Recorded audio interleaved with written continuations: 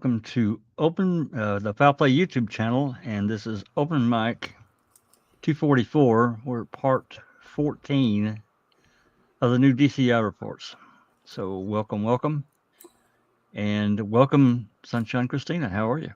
I am good. How are you, Jax?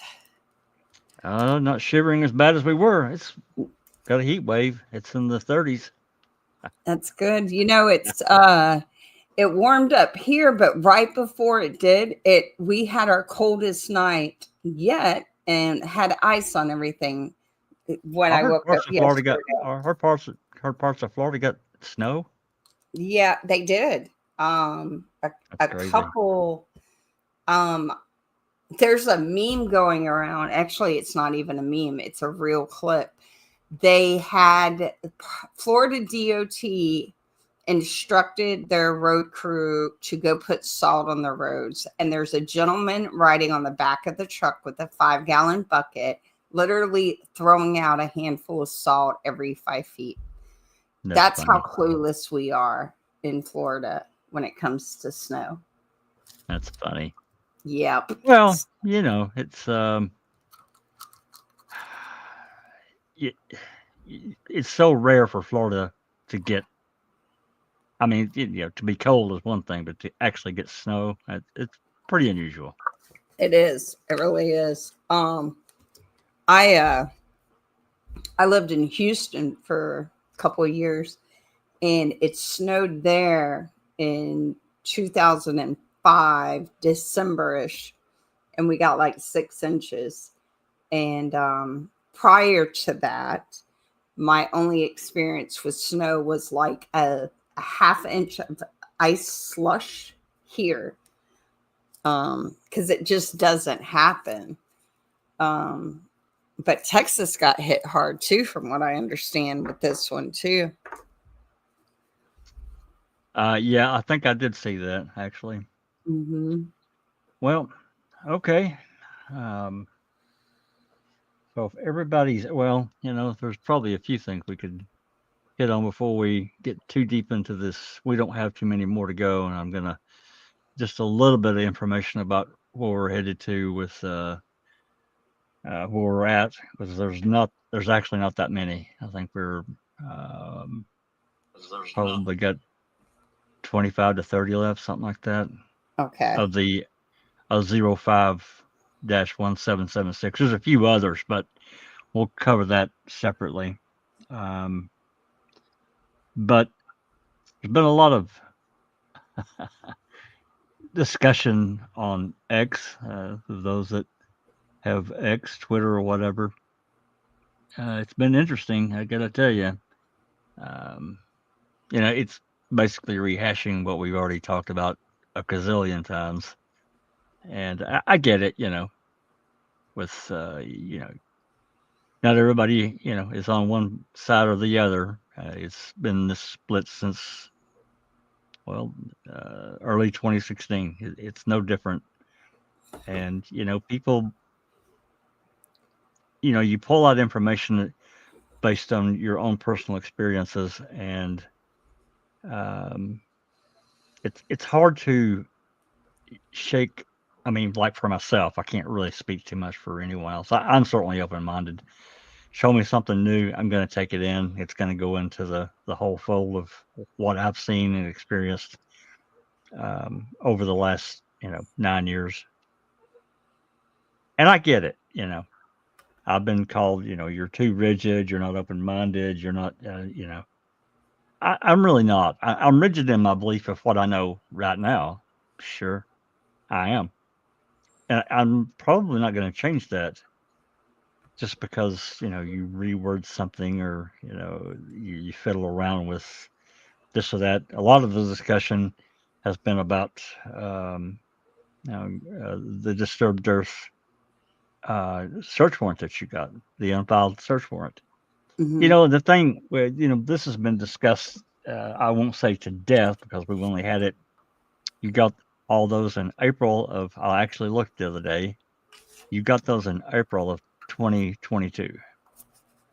So not even 3 years ago. Relatively new if you've been on this case for a hot minute, like most of us have. That's right. And I can only read into it what it says. For me, the new thing that was said to me was, well, maybe Wiegert misheard it. Well, I I have a real problem here. And the problem being is that all this was going down on the morning of November 7th after Bushman and his team found what they found suspicious. And it's even more so. You can hear the call. I've listened to it a million times, and many of you have too. When he calls, he says, "Hey, I need to get some investigators down here. There's some things in here that need to be looked at." Well, what things? I don't know what the hell. It's not explained at all. Mm-mm. That tells me they found something, and it was, if they weren't digging and kicking at the dirt or whatever out in the middle of the freaking woods, what was laying there? What got his dander up? This is this guy had been a cop for decades. I don't think he would have just made a willy-nilly call. And then he says, "Better bring some shovels."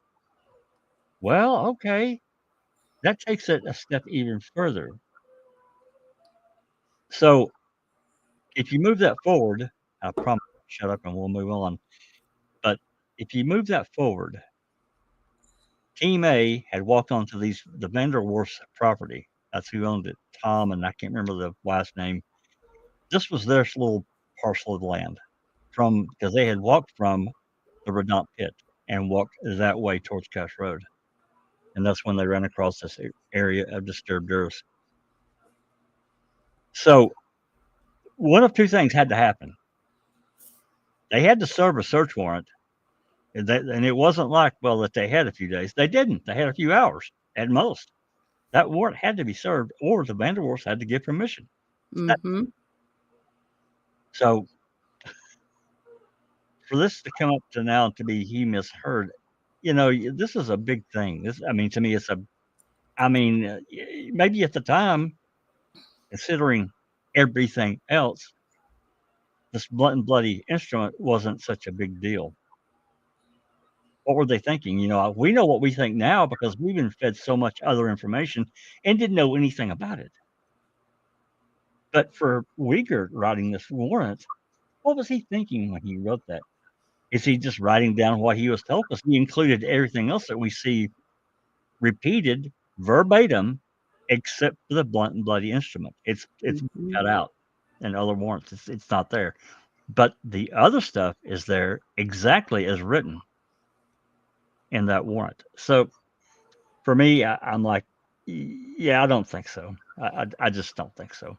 And it's I can't buy it. Go ahead. No. And it's also interesting to note that they've removed, and this is of course us looking back in time, but it's also interesting to note not only did they remove the blunt and bloody object, which we do have images. I just responded to someone regarding this, of a tool of some sort, right, that appears to have a substance on it. And those RAV photos, did those come from the coroner? Where did those come from? Yeah, you got them from the Dane County coroner. Yeah, that's what I thought. So, which is also images that weren't utilized at trial, yet existed. So we have those. Actually, I think there's because there's some lab photo, crime lab photos that are in that batch that we didn't have before. I think there's more, but what do I know? I do too. And someone had asked about testing. If testing was done, we have yet been able to acquire it. It was never disclosed in the trial, and there's no discussion included in the file regarding it. but yet we do have an image that appears to suggest that there was some sort of tool that possibly could contain a blood-like substance on it. So you can make a list of things that make you go, but at some point, all of these things really need to be analyzed for what they potentially suggest, and they need to be viewed through a lens of, this is a gentleman who, this case involves the prime suspect, the man eventually convicted, who was wrongfully convicted in the midst of a civil lawsuit for multiple millions of dollars, and who we know for a fact one of the leading agencies involved in this investigation, the police press correspondent, was stating,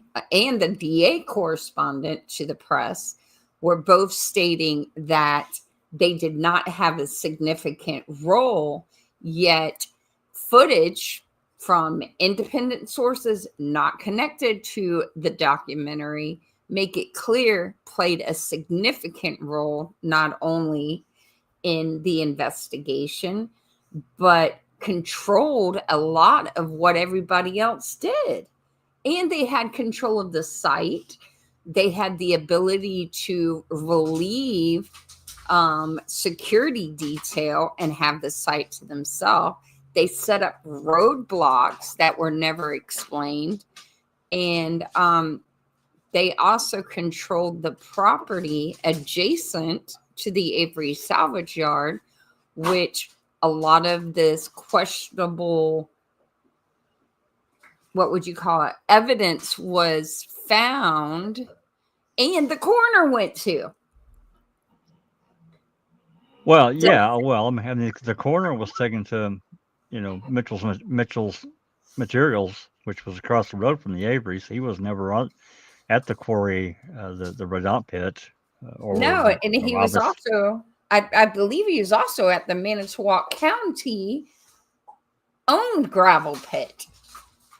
That's where he was prior to signing the death certificate. I think he was actually at Mitchell's Materials. Oh, okay. Still, he wasn't on site at the Averys or the Redoubt pits. Yeah, he wasn't where the body supposedly was, or the fragments of a burned body was supposedly found and recovered. Either way. Doc had asked if I could show the Zong photos of Cuss Road. This photo appeared in MAM 2. We don't have a source of where the filmmakers got it. We don't. Did Zellner give it to them? I don't know. Were they able to secure an open records request and get it? I don't know. I don't. If they did, if they were able to do that, then that should open the door. And look, I know that. Look, I was wrong. I made a comment on X the other day that no, they didn't. When Ertl and Zong and I can't remember the other agents or the analyst name, lab analyst, showed up finally at Cuss Road, hour and a half, whatever it was, later after the fact, they were called because they wanted their sifting equipment, I think. I'm not sure. Whatever it was. Ertl and Zong took some photos. That was the photographer for the crime lab, one of the photographers. They took some photos of this site, this clandestine burial site. As far as we know, this is the only photo that has ever been seen. But I can tell you there have been others out there that have requested these photos over the years and always been denied. Now, I haven't written it yet, but it won't take me but a minute. I'm going to re-request them. I'm sure this is probably going to be ignored and denied or whatever, just like several others that, yeah, Doc, all I can see is something over here to the left, whatever this area is. It's kind of, the lower left corner. I see something there, but you see more from the photos really that McConnell took, Trooper McConnell. Thank God he took. That's another thing that raises the level here. If it was nothing, why did Trooper McConnell fly up in the air and fly around all this area, Salvage Yard, Cuss Road, Salvage Yard, Cuss Road? He took 155, 156 photos. Why? It just doesn't track for me. It just doesn't. But again, everybody has that right to, base their opinion on what they take in, what it means to them. As far as what happened on that day, I see just a ton of issues, just a whole host of issues. Again, talking about this unfiled warrant, if the Vanderwars hadn't agreed, they said, sorry, you're just going to have to do the process and service with a warrant. Would that warrant be the one filed? Well, there wasn't a lot of time for them to mess around. I was going to use a stronger word, but I backed off. They just didn't. It wasn't like, when they were tooling around and they're going to serve warrants on the Avery people, Avery family, and so forth and so on. They serving warrants on Singular. They didn't have time to sit around and rewrite and bounce this up. No, they didn't. I'm sorry, they just didn't. Mm-mm. They had already been on the property and did a partial search. Now, if I remember reading, I think Doc posted this clip. Ertl and his people got there around 1:30, and they were, taken back there, or they were allowed back there. So, and I know that the permission from the Vanderwars wasn't signed until later than that. I don't remember exactly what time. I could probably pull it up and look at it, but I'm pretty sure it was later than that. So they were back there already. So for me, what Uyghur put in that warrant is what he knew, what he was told. I don't think he misheard anything, because if he misheard that, don't we now have to go back up and question, well, did he mishear what Harrington told him and Fassbender that they were going through when they were going through the raft? Well, I think we would have to. We have absolutely no photographic any record of what they did when they entered the vehicle. No cop was there, no third party separate from the lab to document what there was going on. Nothing. That's a problem for me. But that's me. I don't expect anybody to believe what I believe, and I'm okay if they don't. Doesn't bother me. Well, I think if we don't allow ourselves to contemplate all the facts, then we are in an echo chamber, right? We're not going to ever find out the truth.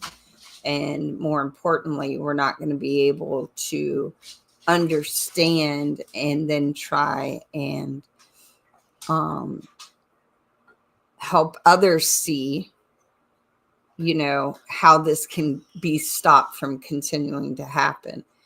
And we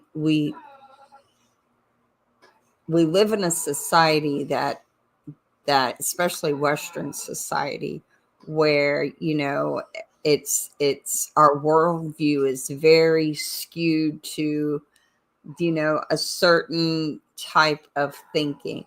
And so even today, I think social media is really helping us to broaden our thinking on the subject.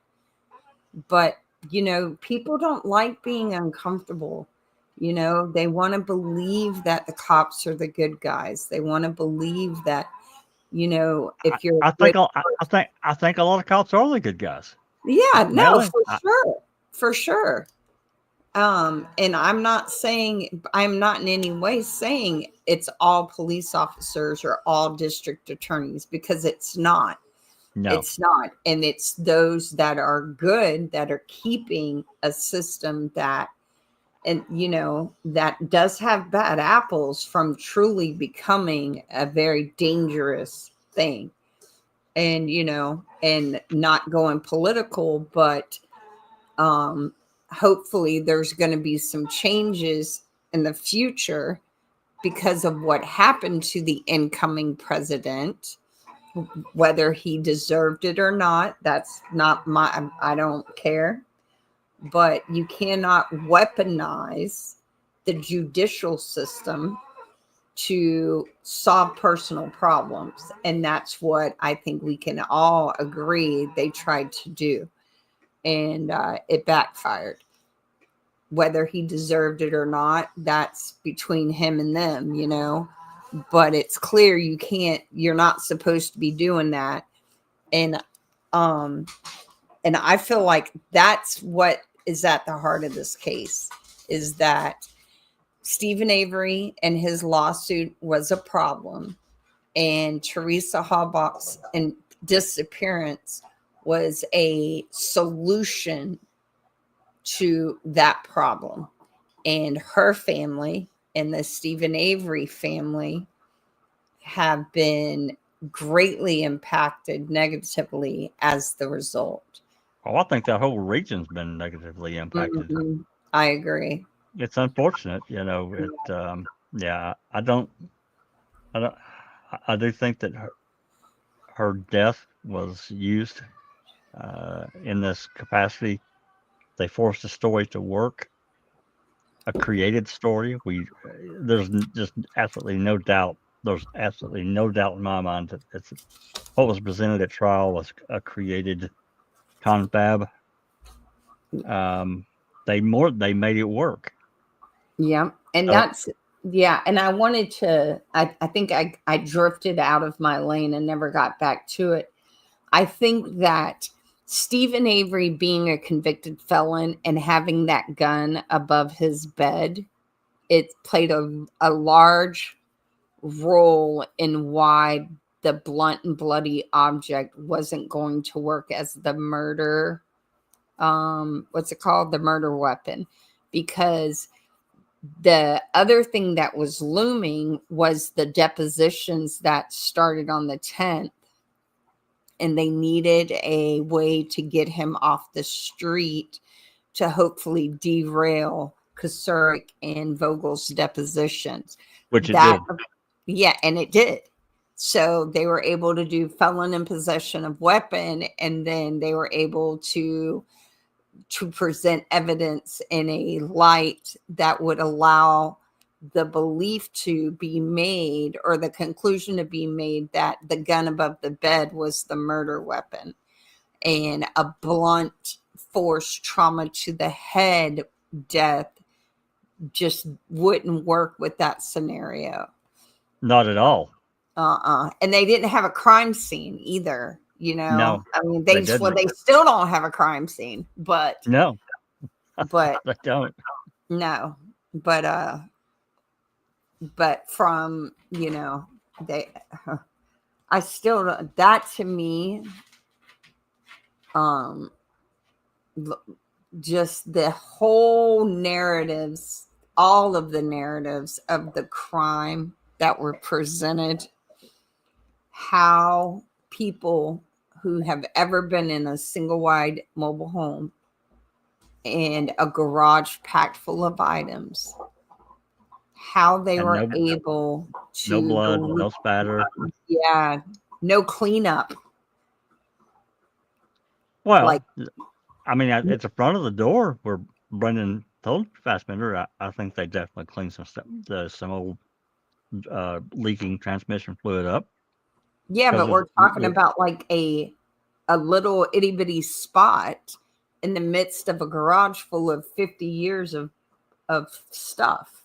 Junk. Yeah. So, and anyone who's been around hunting or blood injuries, you know, you have to really not want to think about how blood comes out of the human body when from an injury in order to believe this scenario, because it's just, you know, it's not as easy as wiping up a spill from a No, leaky transmission to get it not clean. blood. Not blood. No. Not blood from a pumping heart. No. No. Or a dismembered body.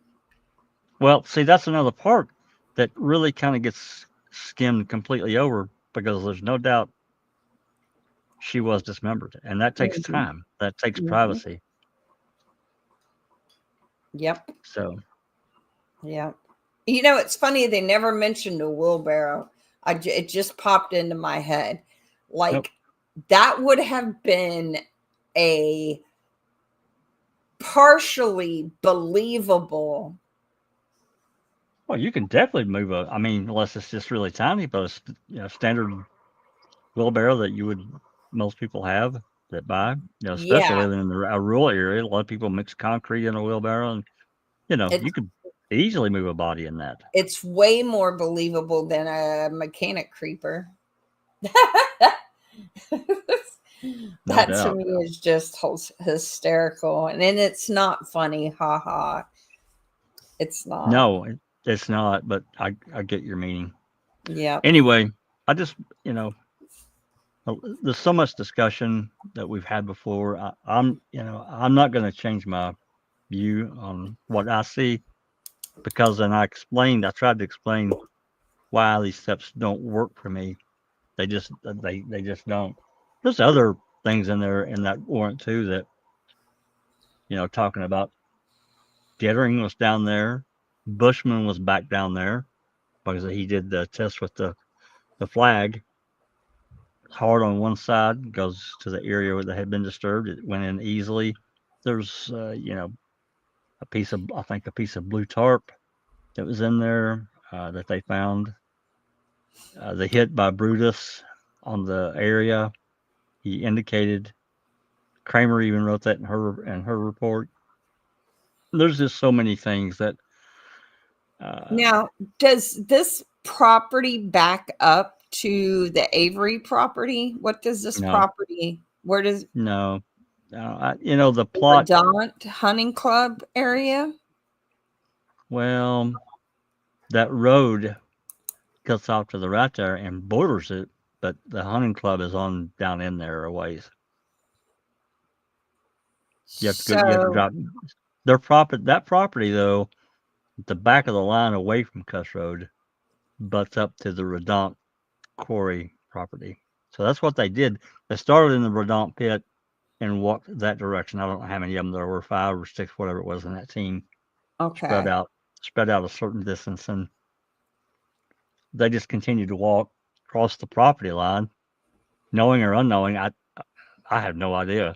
It depends on who. Oh, I see what you're saying. The search party. Yeah, Team A. Okay. Oh, yeah. Speaking of Team A, we also have that bizarre note on the back of that one paper where it talks Yeah. about restage at Cuss Road. Well, that can be to be fair, that could be taken a different way. That means Oh, for sure. they staged, or when you get done, everybody Mhm. go back to Cuss Road. Mm-hmm. Because I've been, that term has been used in my life about a staging area. So Mm-hmm. I know what you're saying. I get it. But Yep, because it could also mean take the crime scene from point A and restage it at Cuss Road. Right? could be. Could It be. could be. And without more context, we cannot definitively say it's A No. or B. No. And so Anyway, it goes into the pile for me. yeah, Just one of them things. absolutely. Yeah, this is the clincher that Doc said. It backs up to private property. They search first and then obtain permission, and that's exactly what. And I think they were searching while they were trying to find the Vandervoors, which, from what we know, they were at work, so they had to get tracked down. That took an hour or two, I would imagine, to track down where they worked at. Um, we don't know what was said, and Wiegert was the one that presented the permission slip to them. It's signed. He signed it. It's got his name on it. So anyway, if you want to partake in that conversation, hop on next. And Okay. if you follow any of us, you're going to see it. It's no doubt. And I'm not. I don't want to make light of anyone else's beliefs. They believe whatever they want. I'm at the point now. I'm okay with it. I'm not going to try to convince anyone to believe what I believe. Right? And you're People not going to. That's the thing. Right. All we can do is plant the seed and hope that it will encourage them to do their own research. And then we just have to trust that, they're wanting the truth. But, life experience, worldview, all of, these phrases, a lot of that we filter it through that lens. We don't realize that all of our data comes through our experience and our upbringing and our belief system. And even when we think that we're being unbiased and trying to be completely devoid of internal or whatever influence, if you're honest with yourself, which it's hard. It is. Well, I think it's hard to be complete. I think it's hard to be completely filter free, but I try. I think you try. I think everybody at Foul Plate tries to be filter free from what we think happened and what actually happened. Now, I know when I first began this research in this case really helped me to see where I was allowing past experiences to influence my my beliefs.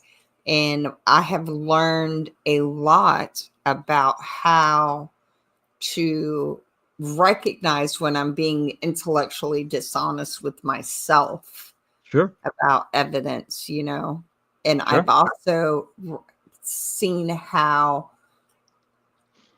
context is key. Everything. To everything. And if you don't understand and how easily you can remove the context, present something someone has said or done, and insert your own context with it, or speak it, what they said or done in such a way with other things, and completely change. It's like, what's that quote by O'Kelly? The truth is but a chameleon within our words. Yep. And basically, that's what a lot of this case is taking random statements and tying them together and then presenting them through a filter of they created a version of Brendan that doesn't exist, and then took his words and strung them together and made him into someone he was never going to be, and he wasn't. And then made him believe he was capable of doing that enough to get him to say it on tape in a way where they used it against him. And that's Mike O'Kelly's quote in a nutshell. Absolutely. Yep. You know what they did to that kid is unconscionable. It's what O'Kelly and Kaczynski did is unconscionable to me. Yep. They I believe in divine judgment, and I believe that Wiegert, Fassbender, O'Kelly, Kaczynski, Fox, and that wasn't that his judge's name? Yep. Yep, Fox. Who else? Who else played a role, like a really good role in manipulating him? Yeah, I believe those four men and the judge in that case. Oh, even the first lawyer, what was his name? Ralph Sazinski. Yep, him. They're all going to have to account for their actions when it comes to what they allowed to happen to Brendan, or Well, played a pivotal role in making sure happened.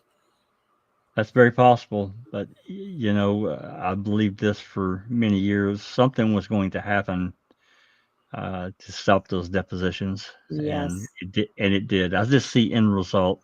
Things were going, and bang, it's going to be time for Kasert to get on the stand, and he was fighting it tooth and nail. And you know, hey, there's Mark Hotnut. Hey, Oh, Mark. hey, Mark. Mark says the problem is that some people are more interested in being right than being accurate. This results in argumentative behavior that is ego driven rather than based on verifiable fact. True. That is so true. Hey, I'm right there with you, Mark, because if I'm wrong, I'm going to be the first to admit it when I find out. Like the other day, I said that there was no photographs taken, but there was, and I said, "Hey, I was wrong.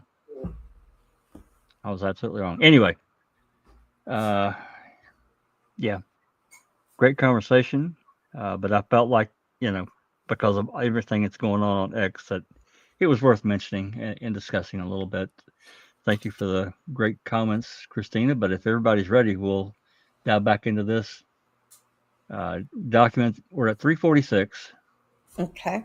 There's 372 of 05-1776. There are a few others. I don't know if we'll get to them today, but by next week we'll definitely we'll get to that point.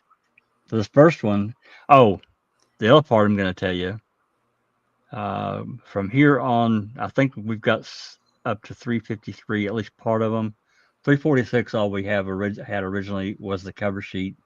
We didn't have any of the attachment or any of the report. Oh, And then I think from 348 to 353, we've got those. But then beyond 353, we didn't have them until we got this document. So, that's cool. yeah, I mean, there's, you know, well, Are they heavily redacted? oh, they're up. Yeah. Oh, yeah. There's redactions in pretty much all of them. I don't know any of the new ones that were released that don't have some redaction in them. So, Okay. anyway, this is the receipt of the original singular service agreement to Teresa. The occurrence date was on the 24th. The report was written on the 25th by Fassbender. We can take a look. This probably has an attachment to it. I can't remember. You know, I don't know that there's any real need to read through this. He's got an evidence listed. January 25th, Fassbender signed property receipt. He's got it listed there. Received from Karen Halbach. You know, to take this long to get this service agreement from the Halbachs to me is kind of mind blowing. Why it would take them this long to get it. So he transferred 18 months later, isn't it? Roughly. Well, Not quite. 12, 13, 14, 15 months later. Yeah. Something like that. 15, 16 months later. Anyway, on 25th, he transferred the evidence to Calumet County District Attorney, and the chain of custody portion of the property receipt was filed or filled out showing said transfer and final disposition. And yeah, here's the document here. It's pretty rough copy, and as you can see, there's redactions for the account number, etc. And this Pretty horrible. explains. Now, did we already have this or no? No. Okay. So the reason we never had this is it never went through the sheriff's office. It went from the DOJ DCI straight to the DA. You see that, right? I just caught that. Yep. So that's circumventing the county sheriff, who should be in charge of all the evidence. So you have multiple agencies controlling evidence in this case, which that creates its own problem, as we all know. We can see here optional services, text messaging. She 250 or 200. She was on some kind of promo. She got a little discount. She had a roadside assistance plan too. But the optional extra text messaging is pretty important, because that tells me, and I think it tells everyone, she was texting, which texting was becoming a thing in 2005 era. Not like it is now, of course, because back then it was much more difficult, but they were making it easier. This roadside assistance, that's interesting. Yeah, they offered that. I had Singular back then, and they offered it. It was very cheap. So was that like for your vehicle? Yeah. If you had a problem, you could get a free tow, or they would come out and help. If you didn't know how to change a spare tire, they'd come and help you. It wasn't like a massive AAA policy, but it was at least some assistance that you could call, and they would, they'd get somebody out there to you. I wonder if she ever utilized it. I don't know. That's interesting. Hey, Mark, tell Stephen that we all are still working as hard as we can. Yeah, tell him hello from Sunshine Christina in Florida. Certainly have a safe flight. Anyway, let me go back up just a little bit here. I'm trying to. It's my first bill. But they're text I'm looking for a date, and I'm not seeing one. All right, let's see. Page 3. No, I'm not seeing. I was looking for it as I was scrolling, but my calling area. Well, we know she got it in August of 2005. She switched providers from Verizon to Singular. Got a new phone. So if this was her first bill, then it probably would have been, I'm guessing, September. Wait. Oh, right there. There it is, right there. 8/30/05. Yep. Gives the salesperson. I know they interviewed that guy.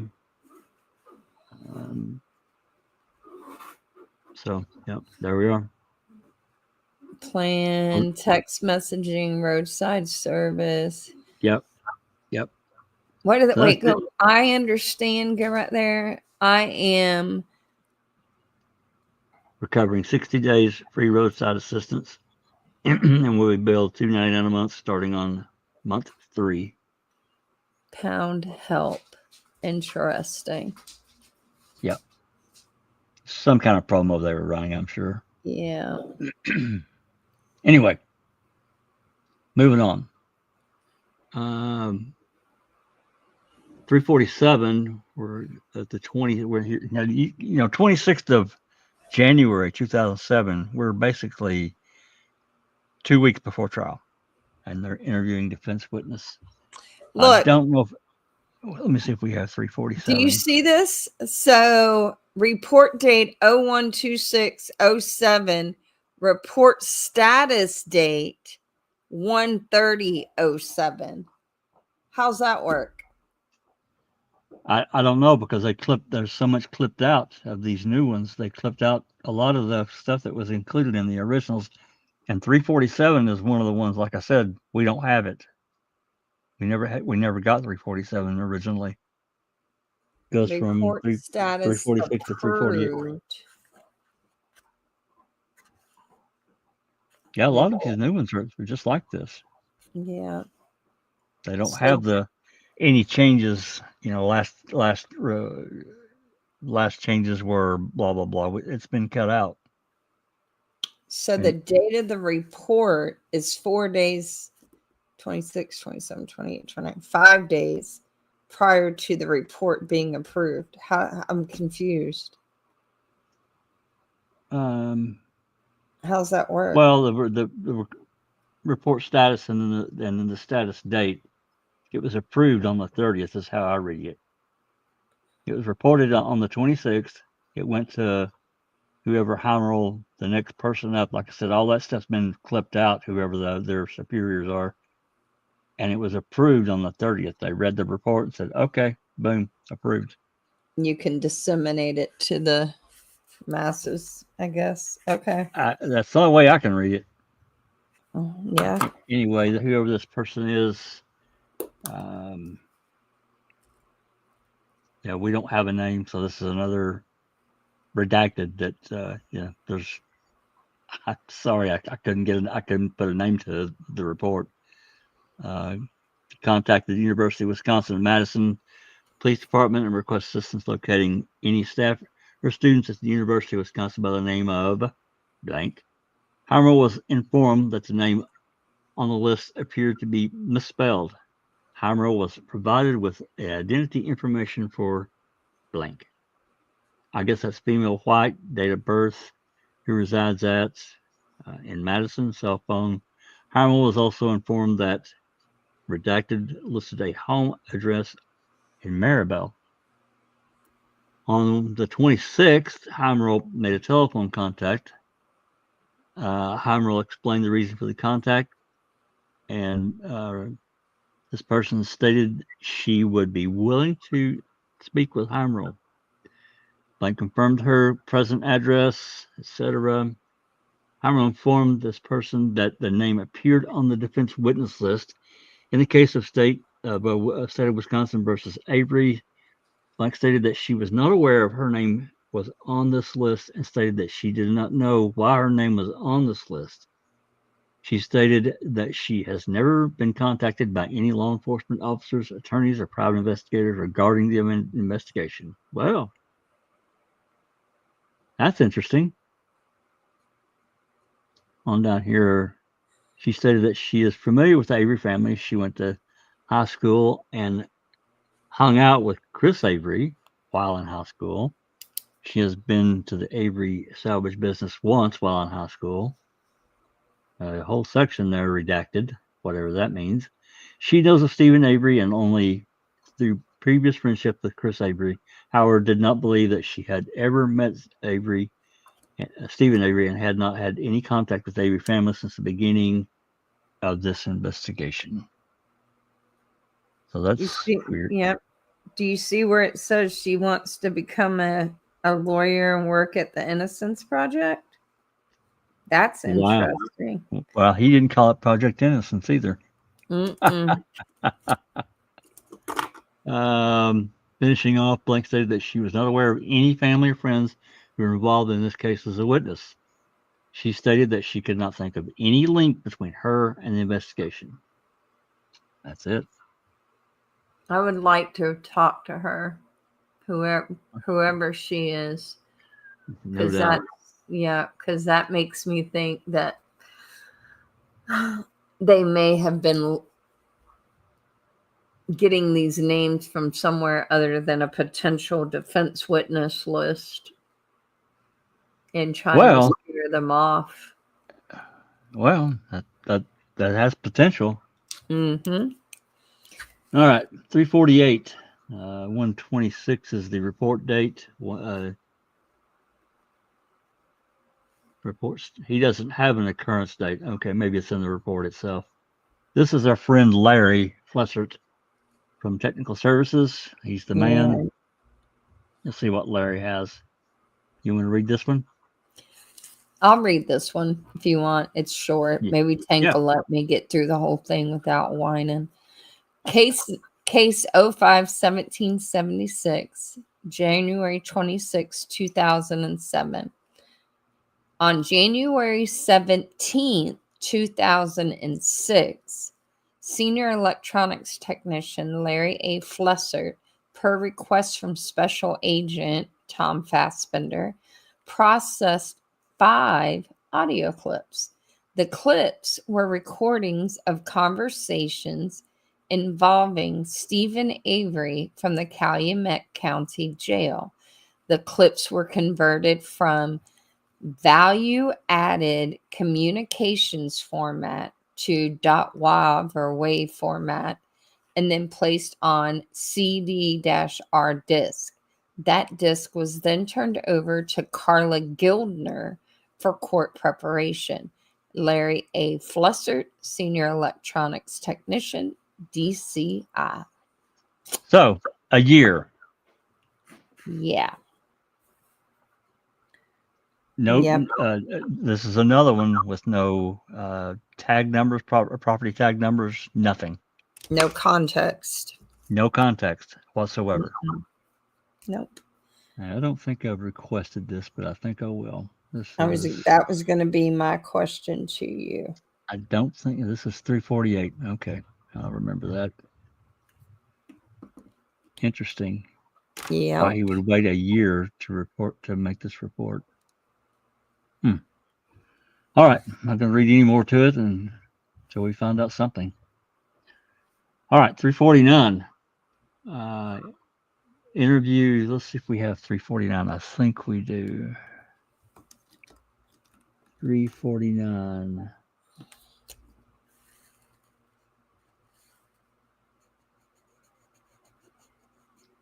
Denise Oakley.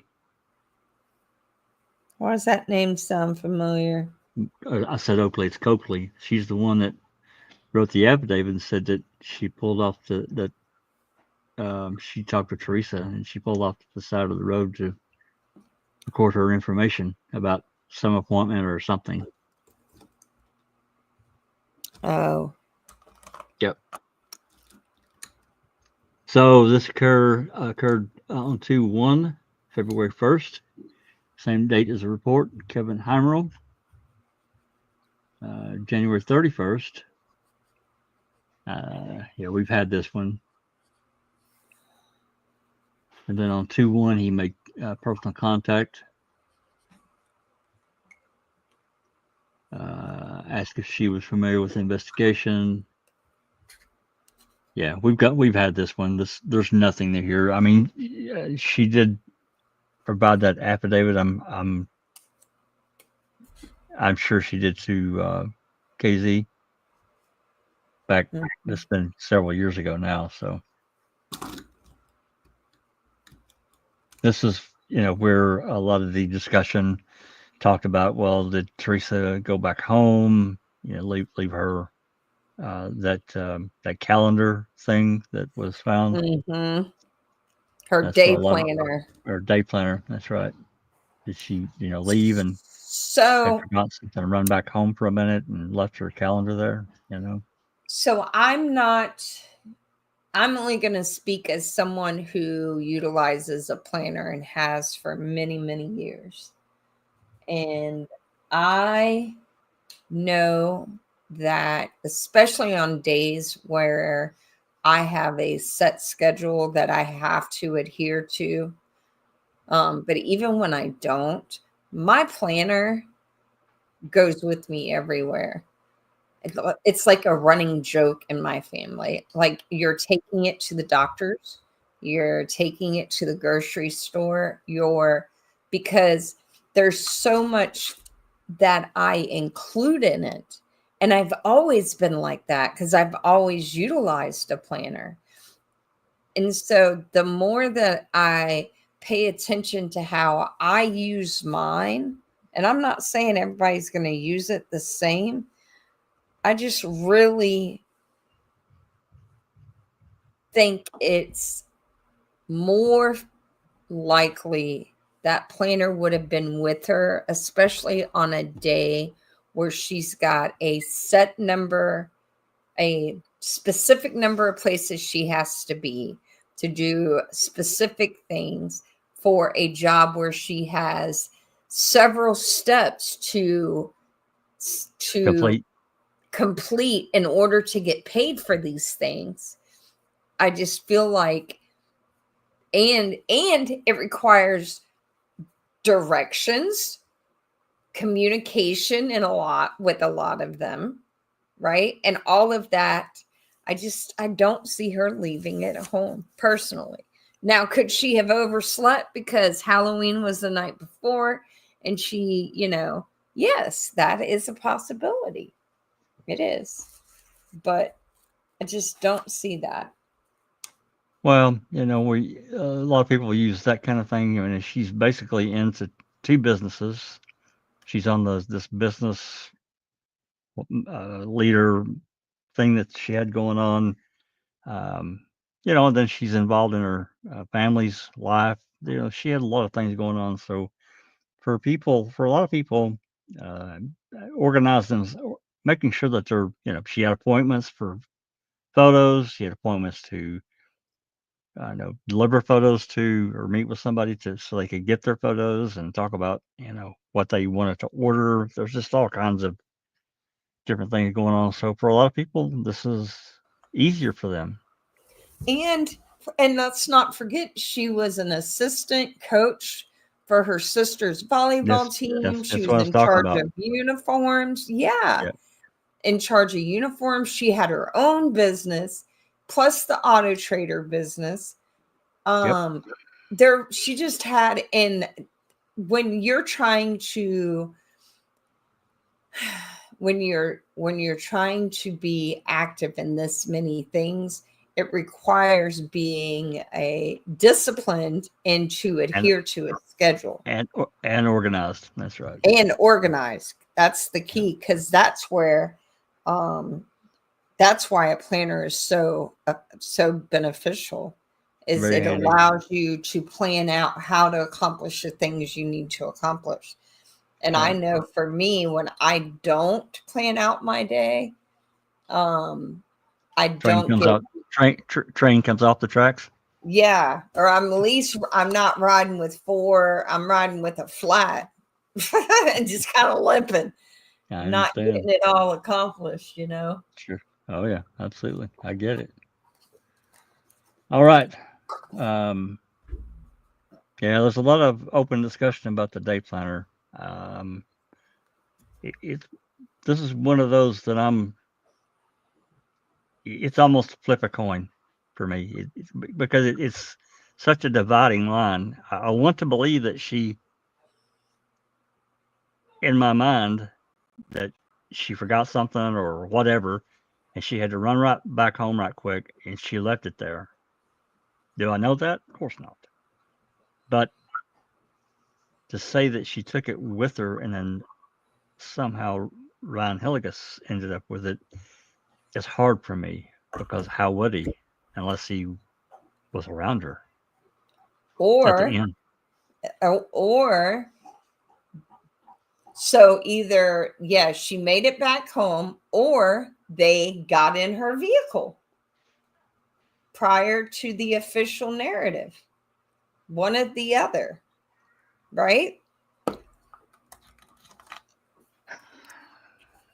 And they took it with them, thinking it was going to help them find her, because they found the vehicle, but they didn't find her. Right. Which makes sense. Whiskey for breakfast says she didn't have a planner. She had Outlook on her computer and printed out a page for that week. It was actually for several days. She used her Palm Pilot, and I don't know exactly what program that Palm Pilot came with, but I'm sure she used it, because there's all kinds of functions you can do with that kind of thing. I never had a Palm, but I had another handheld device. It was it was probably, it wasn't huge, but smaller than a tablet, but larger than most phones are now. Probably, I don't know, 3 inches or so wide, and 4. It would barely fit in my pocket, but because at a certain point in what I was doing at the time, I either had to have that or carry a pad run with me all the time, which I did for a long time. I finally broke down and bought this thing. It was really nice, and it really enabled me to jot down notes as I was going throughout my shift, because I was supervisor over 90 people. It was crazy. So I don't know about the Palm Pilot. I don't remember. I never had any real experience with it, but I know she used it. So anyway, let's move past. We're at 350. The report, the current date was on 2/1, February 1st, and the report date's on the 3rd. This is Skorlinski, receipt of document, clerk of courts. Now, this is not a new one. We've had this one. We can just briefly look at it. Actually, you want to read a little bit of this at the top and we get the gist of it, Christina? Sure. On Thursday, February 1st, 2007, Skorlinski and Dietering contacted Manitowoc Deputy Clerk of Courts Golin. Is that what that says? Galeon? I can't see. At her office in the Manitowoc County Courthouse. They requested and received from her a list of the names of all the individuals who have access to the cipher lock on the inner door of the clerk of court's office. Is a cipher lock like a locker lock, like a spin lock? No, it's one of those, and I'm sure you can still see them around here and there. It's like a plate on the door, and it'll have there's various ones, but a lot of them have 0 through 9, and you have to punch in a code. That's the cipher. Yeah. Okay. All right. So yes, and they are still in use. I actually have a lady that has them. The list of names. So now I know what that type of lock's name is. See, learn something new every day. The list of names for the cipher lock includes employees in the clerk of court's office, personnel in the 3 circuit court branches, the family court commissioners and assistant, and the 2 Manitowoc County Sheriff Department bailiffs. And that's interesting. They were interested in knowing who had access from November 3rd to the 5th, 2005.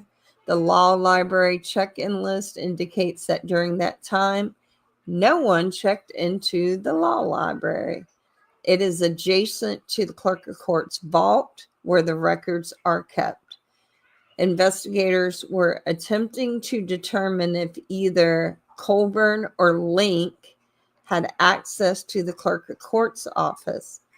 Copies of these documents will be electronically attached to this report and placed into the case file.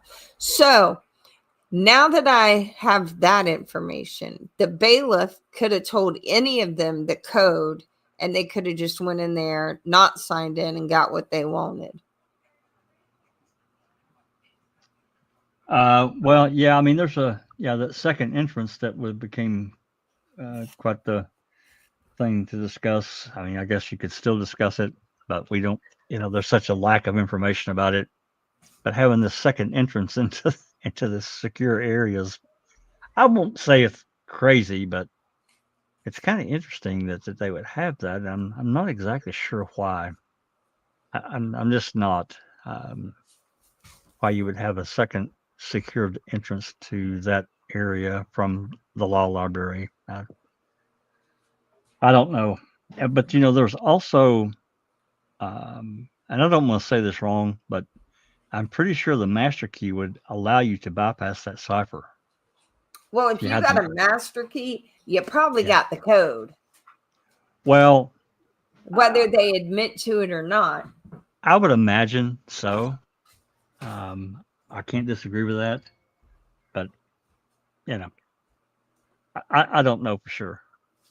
But that was, they were trying to find out if the Link and Colburn were in there, because that was kind of the rolling thing, and was going to be, again, remember, we're just, a week and a half or a week before, well, at this point, 10 days before trial. I think it started on the 11th, so they're running right up to the very end here. Interesting. Yep. Dotting all their I's and crossing all their T's. Yeah. After filming interviews of attorneys with clients and figuring out trial strategy behind the scenes. Yeah. Mm-hmm.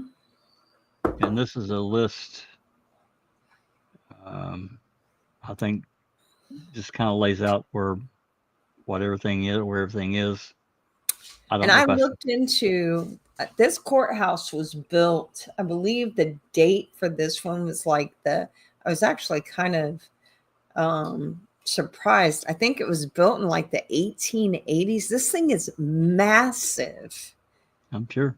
Oh yeah. Massive. And I know that these older courthouses have lots of unused and no longer noticeable ways to move around. And up north, like basements and secondary staircases and just things of that nature. Things we don't have in Florida or this part of Florida. Maybe they got it down south. And that was actually the second courthouse. They had one that was built even earlier than that. Which those of you who have been to that courthouse can probably attest to the antiquity of it and just how big it is, Yeah, depending, on a lot of factors, I would imagine. But, they poured the huge slabs of concrete and they're, heavy built. So, yeah. But this, we got several attached documents that we certainly didn't have before.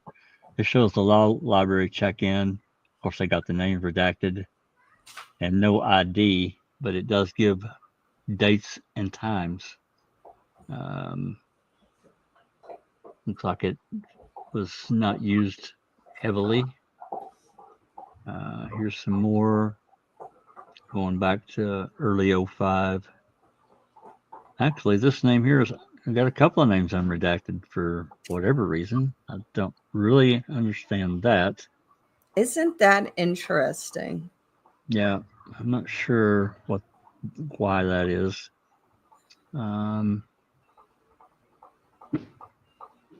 These are not even fully dated. They just got a day and a month.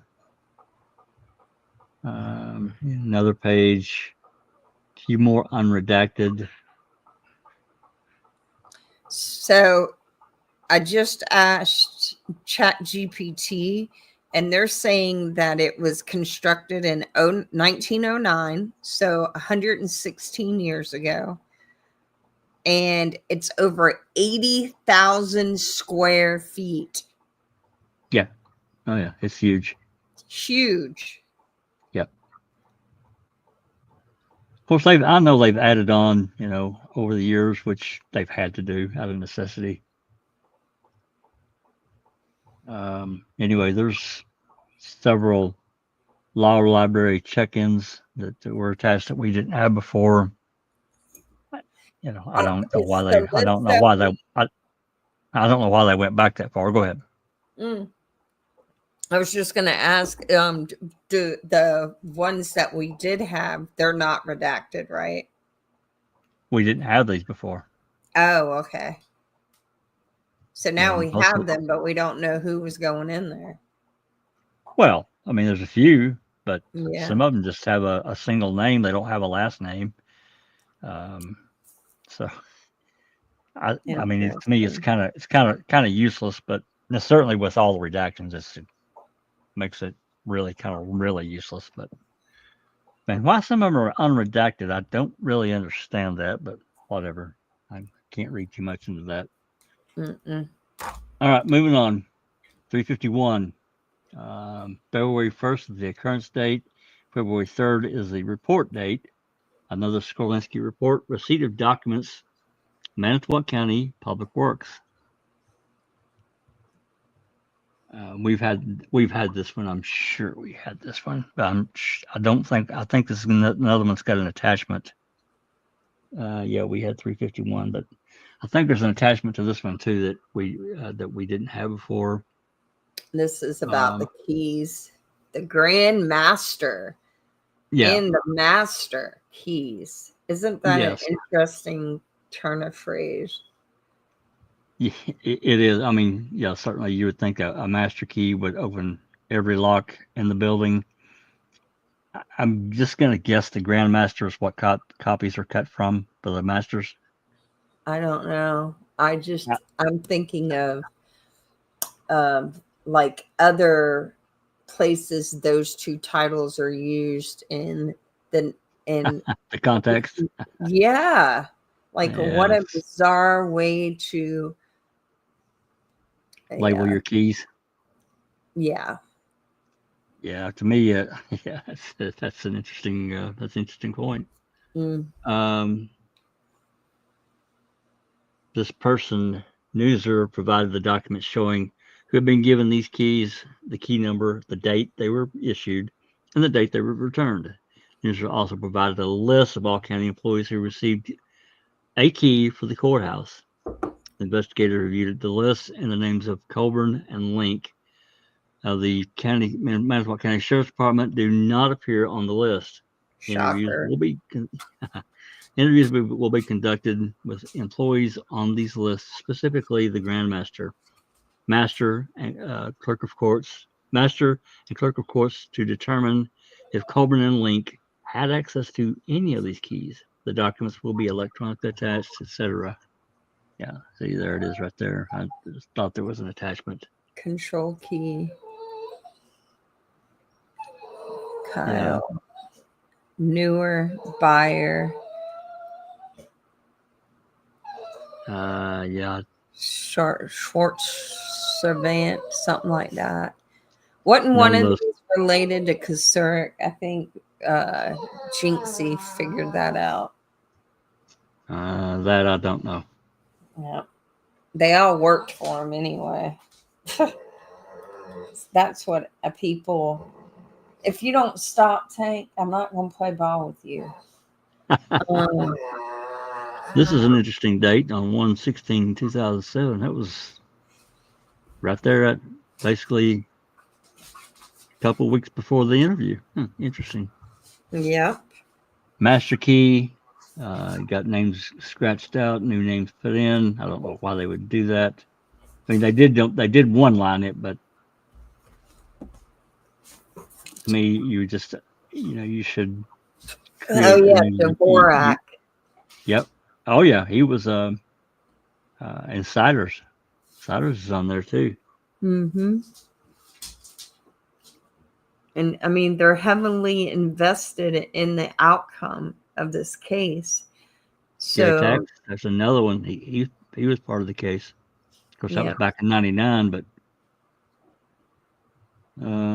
he has the key. That's when he was given the key. Yeah.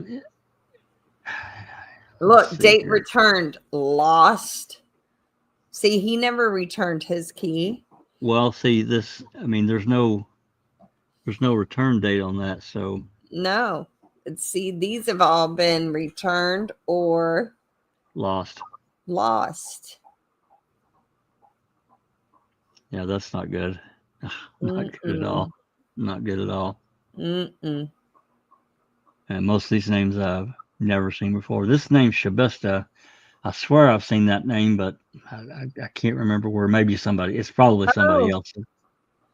Roberta Marcel. Why do I feel like she? Oh, really? Isn't that? How do I know that name? Because you're the one that brought up the fact about these false reports being filed at Marcel I knew in the deposition. I knew it. I knew that's where I knew her name. Now, why did she have a key? She's with what's her face? Dvorak. Isn't that interesting? Wasn't it her father-in-law's hunting property Stephen and his buddies broke into up in Crivets? I'm not sure if it's Roberta, but it was definitely Marcel. I'd have to look. Isn't that? I didn't recognize that until now. Huh. And Marcel, I would imagine, is a bit more of a rare name there. It could be your relation. I just can't remember the lady's first name. It could be Roberta, but I don't remember. Yeah, I'll have to. I'll That double is. check the depositions. What number is that report? Let me make a note on my notes page of my planner. Let's get on down here and we'll find it. Okay.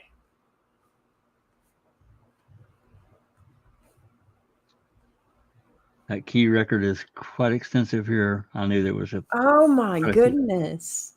Oh yeah. Key loan record. Yeah, I gotta go through this. Oh yeah. It's quite extensive.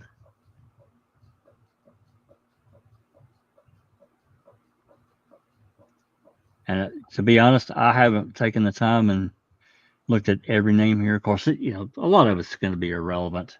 So that was 351. All right, so DCI report 351. Yep. How interesting. It is. All right, moving on. 352. We're back into January 21st of the occurrence. The report date is the 27th. Fassbender. What was this for? Purchase of blue jeans for court exhibit. And this is right where here.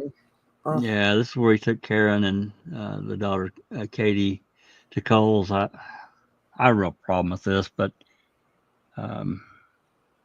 this is literally staging the scene. This is the purchasing of props. That's right. The non-necessary an infliction of trauma on a minor in order to do this. And the mother. And the mom. Karen. Let's go shop for a pair of jeans for your deceased sister. Yep. That's exactly what it is. What? Exactly what it is. I couldn't imagine working in a victim advocacy role around men who think this is okay. It's not okay to me in any sense at all. No, how can you? This is up there. We're having Penny Burnson reenact the sexual assault with her husband in court. They didn't care. They absolutely did not care. No.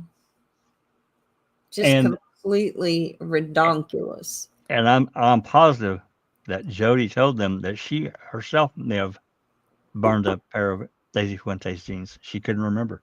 And she was a size 6. She was tiny. Yeah, well, I mean, they were going off the rivets, so. Yeah.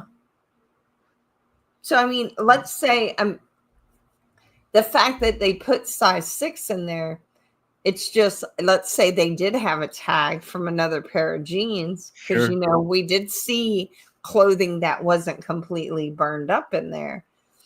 It would not surprise me to learn that Jody was that size, because she was tiny, and so was Barb. Very thin women.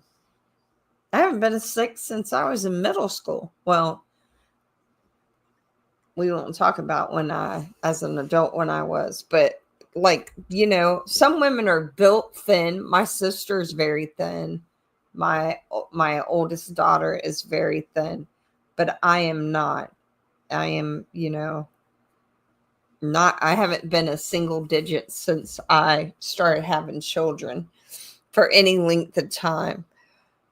And because that's tiny. That is very tiny. Yep, I don't disagree. And I don't honestly, I think how tall Teresa was, like 5'6" and 140. Something like that.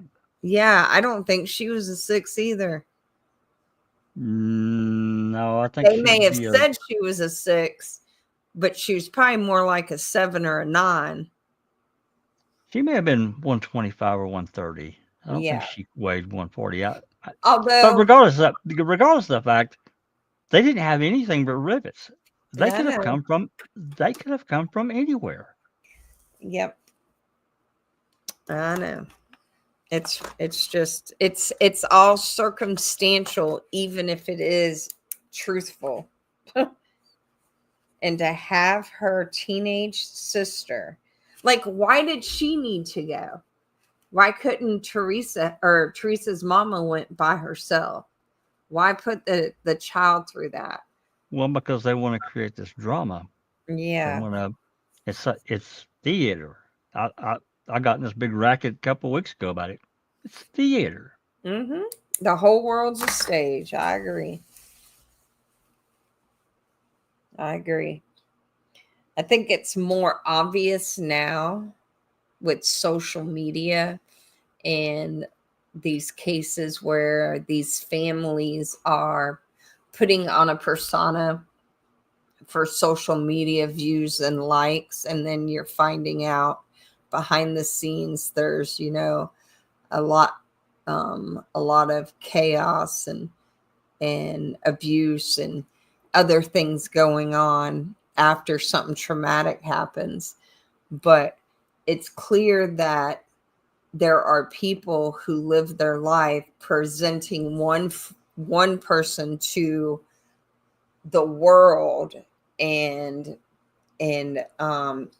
yet in behind closed doors there's a whole nother reality. Hey, I wanted to say that Dr. Silkman said that Marcel lady's name, I guess he's looked at the depositions, was Roberta. Oh. It does sound familiar, but I couldn't remember for sure. And I wanted to thank something to talk about Broken Justice has gifted 5 people with memberships. Really Oh, appreciate your generosity. Thank you so yeah, much. thank you. I'm trying to keep up with both screens.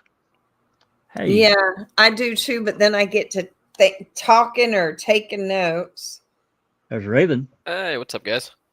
What's Hey, up? Raven. I didn't know if I'd be able to catch you or not, but I figured maybe. I know I don't want to keep y'all here too long, but if you got like, I don't know, another 20, 30 minutes, I think y'all usually go till about 9, right? Yeah, I'm trying to keep these at a couple hours, and because these reports can get kind of monotonous, especially we got into a bunch of those interviews. It's crazy. These are not quite like that. They're more varied, so they're a little more interesting and not just monotonous. Gotcha. What did I miss? What are y'all talking about right now?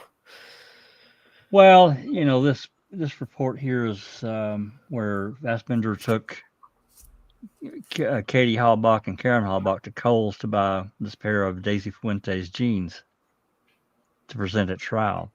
As a piece of evidence, yeah, I think I remember that. Yeah, Or not piece of evidence necessarily, but setting the stage. Yeah, something to like a visual representation. There you go. and I was commenting on how it's inflicting unnecessary trauma on a minor by having a teenage sister, having her go shop for her dead sister's pair of jeans.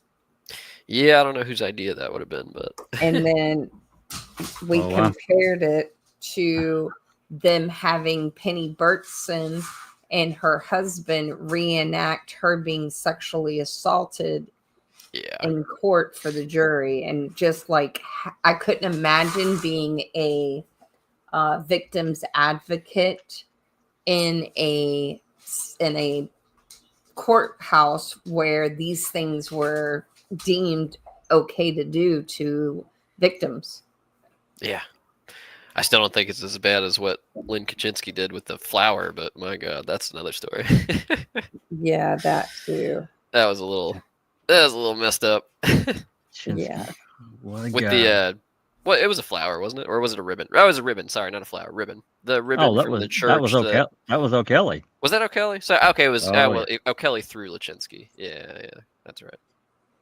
Oh, I have no doubt Kaczynski knew exactly what he's going to do. Yeah. So anyway, they went he went to Kohl's and bought this pair of jeans. Again, all they had was rivets. And Jody said that she herself could have thrown a pair of Daisy Fuentes jeans in the fire. Got rid of them, didn't fit or ripped or whatever. That's very common. Kaczynski reminds me of, I don't know if it's because of the meowing cat incident or what, but and I don't even know why, but do you remember the Cheetos character? The cat from the Cheetos commercials? What, Oh, Chester sure. Cheeto? Yeah. Chester Cheeto? Yeah. I don't know why he reminds me of like a perverted version of him, but he does. Yeah, I think he's just a weird dude. Like, He for sure. I think the meowing thing is a little bit out of proportion. I could see that maybe being some kind of endearment thing, but I don't know. I didn't look into it. He seems to be a weird dude. It was bad. It was bad. We looked into it pretty deep. Oh, yeah. It was bad. Oh yeah, he really kind of terrorized that secretary. Was he stalking someone? Was that part of the deal? Was he like? Yeah. Okay. Basically. Yeah, that's bad then. That's I bad think then. he meowed one day for like 45 minutes straight at her. Oh, and they weren't like together or anything? No. Oh, okay, never mind. That's weird. Okay. I take it back. That's weird. He was trying. Yeah. It wasn't working out for him. Did he think that's what a cat call was? Because I hate to inform him. That's funny. Probably did. Yep. He probably did. Is he might married? be dim-witted. He might be dim-witted enough to believe that. Yeah. Is he married? Oh, I have Does no idea. anybody know? Kaczynski? Jack knows. Yeah, Kaczynski? I don't even No. know. No, he's not. No. That does not in any way surprise me. If he is, it's been kept completely off the radar. No, we'd know he was married because I think his wife would have left him long ago. Yeah, right. For a dog person. You hear my granddaughter? You hear my granddaughter? Yeah, yeah. Hey, Katie, say hi. Say Hi, Katie. She can't hear you. I got my headphones on. Say hi. You say hi to everybody? You don't want to say hi? You going night night? You going night night?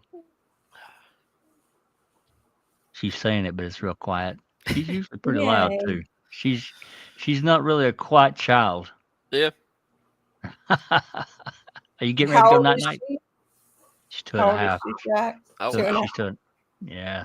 Okay. She's a rascal. Oh yeah, that's a fun age. Can be, but you know what they say about the terrible twos. Mm-hmm.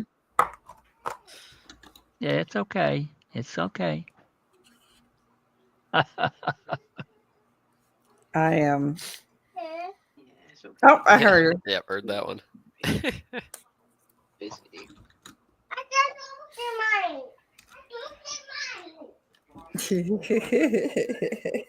I took my Okay. Yeah, Go ahead. I took my great nephew home from visiting with his dad, my nephew, and he just got visitation. He's 6, and he had to fight for it. And it's been seamless, these visits. This is probably the 4th or 5th time that I've done the transportation of him. And it is so fun to interact with children because there's no filter, there's no pretense, and they literally say exactly what they're thinking. Yeah. Yep. And so I've always enjoyed having conversations with them because you're just going to get it. Whether you want to hear it or not, they're going to tell you. That's right. She's back in there. Night night. You going night night?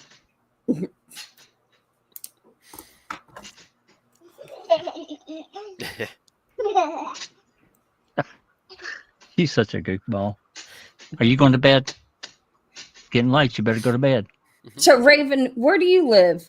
What part of the country? I'm in Virginia Beach, so East Coast. So how's the weather where you're at?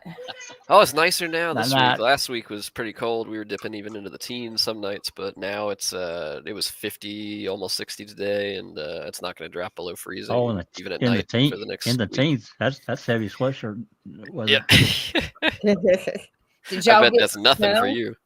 We got a little bit. Yeah, we got a little bit. We got like I don't know, maybe 2 or 3 inches, but it Hell didn't yeah. stick around much. It was off the roads within like 12 hours, and only the back roads having the ice. So yeah, we might be a beach city, but they got some plows and stuff. It's once you hit that North Carolina border, that's when they kind of give up and like snow. Get it out of here. We don't need any of that stuff. So I'm right at the tip where they're like, we better have it just in case we need it. So they Yeah. plowed all the Sure, streets. that area has been hammered before. Yep. So, They closed the schools here. I was listening earlier and I heard you're from Florida. I never put the sunshine, part there at Sunshine State, Sunshine Christina. I never put that together before, but I can't believe that y'all got snowed down in Florida. Like how much? Well, parts of it. I didn't get it. I'm outside of Gainesville, so I'm Okay. north central. I know But- exactly where that is. Actually, I have relatives who live in Altoona. That's a little bit south of you. Yeah, But, I know where that is. Yep. Actually, that's on the way to Daytona. I do It believe is. it. And Yeah.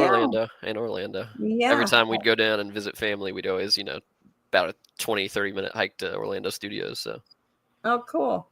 not So my Orlando. daughter lives in Jacksonville Beach. They didn't get snow, Yeah. but west of there, so like Lake City on up, they got. I have a friend that lives in Brantford, and they got like 5 inches, which believe it. is a lot. crazy. She was That's doing pretty sure snow angels. I'm pretty sure I saw news stories that like even Louisiana got snow. That was like a record or something, that Yeah. they never do. And like it was snowing on what do you call it, on Mardi Gras Street, or I can't think of the name right now, but like something like that, something crazy that they were talking about on the news. They close school here too for a couple of days. If it goes below 10 below with the wind chill, they close them. Well, they don't want kids standing out waiting for the bus, and the wind's blowing 40 miles an hour, and it's 22 below. Let me be clear. I'm laughing at below 10 below. I don't know if I would know what to do if my thermostat said below 10 below.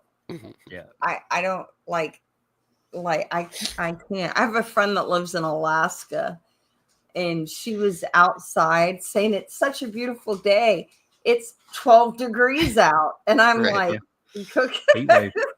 Yeah. Well, when it's 25, 30 below, and you've got a 40-degree hike in your temperature. Yeah. That's a great day. mhm. Yep.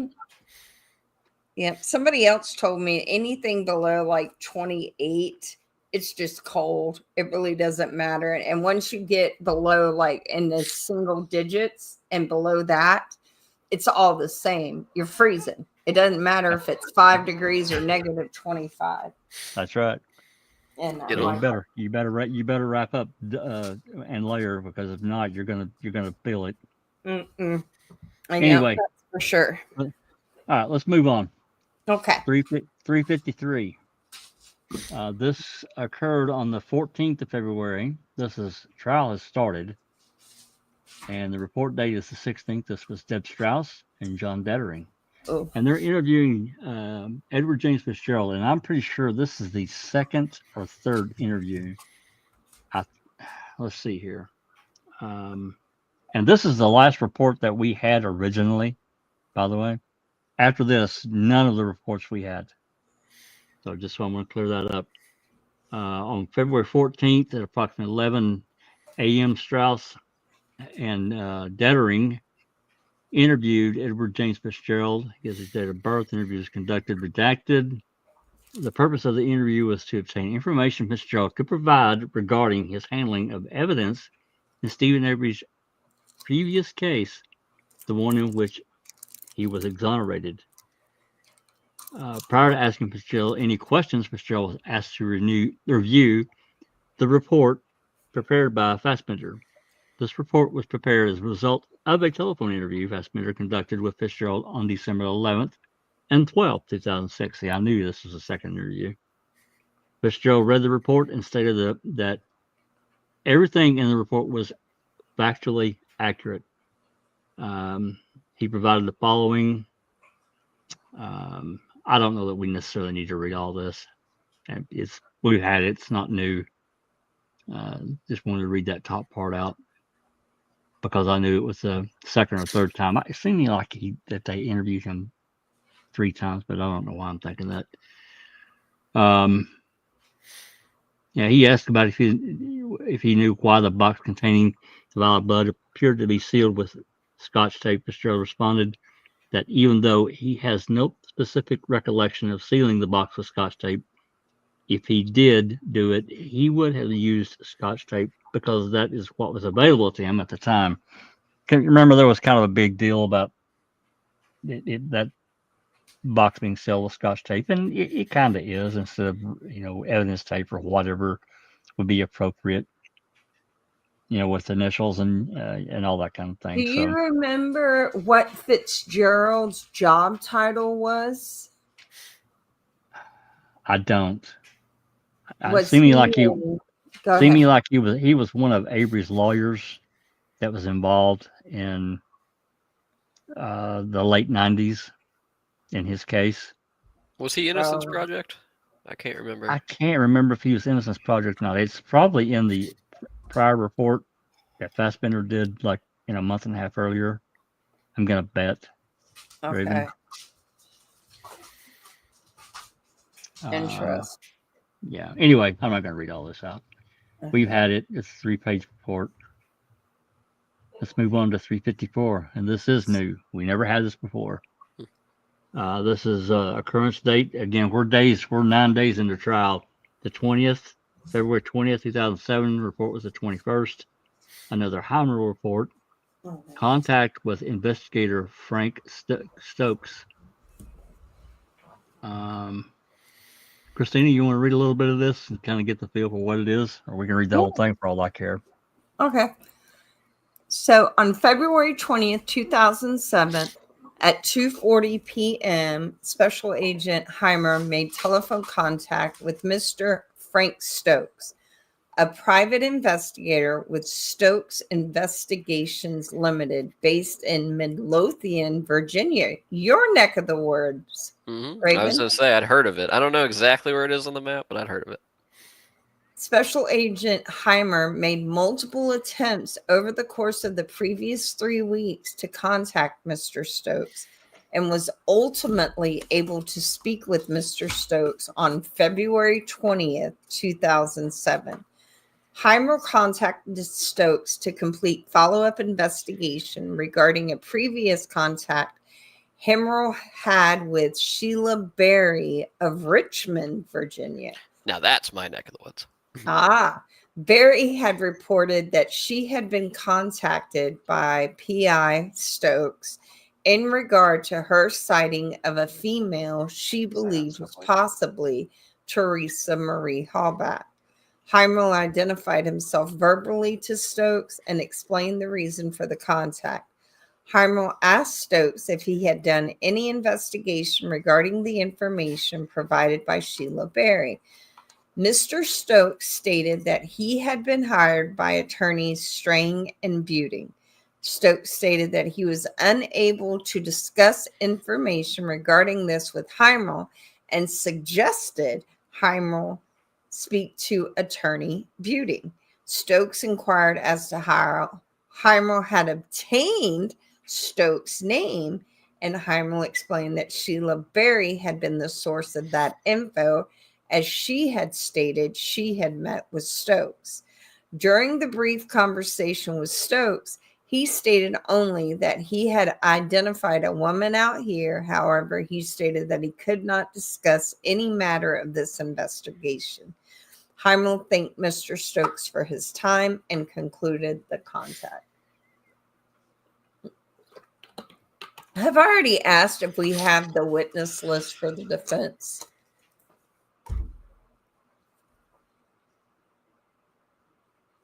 Am I?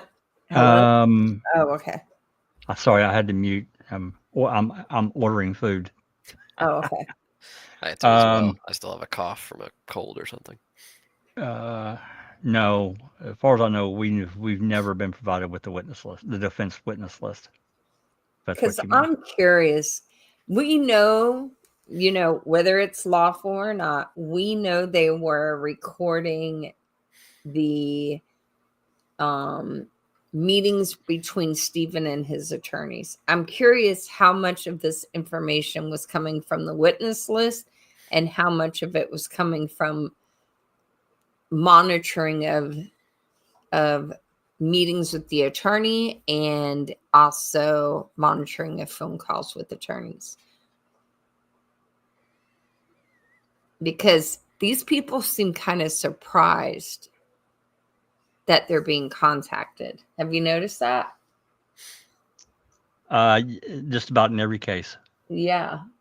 And if your name is on a witness list, then the attorneys are going to let you know that they're putting you on a witness list. I'm pretty sure they have to. But if they're only discussing but have not yet provided a witness list, then that says you're taking attorney work product and trying to use it to like cut them off at the knees kind of thing. And that was a big deal in the Young Thug case. That's why what's his face, they wanted to put him in jail because he wouldn't give up, certain info. The prosecution wanted it, and he didn't have to legally disclose it, but the judge was saying he had to. I would have to see I don't know anything about that case at all, so I would have to look into it to know quite what you're talking about. But yeah, it is such it was a hot mess. It's probably still a hot mess because they're doing the second round. I haven't really watched any of it. I've seen a few clips, and they got a better judge now, but the judge that was on it in the beginning, he was up there with the ones that was in this case.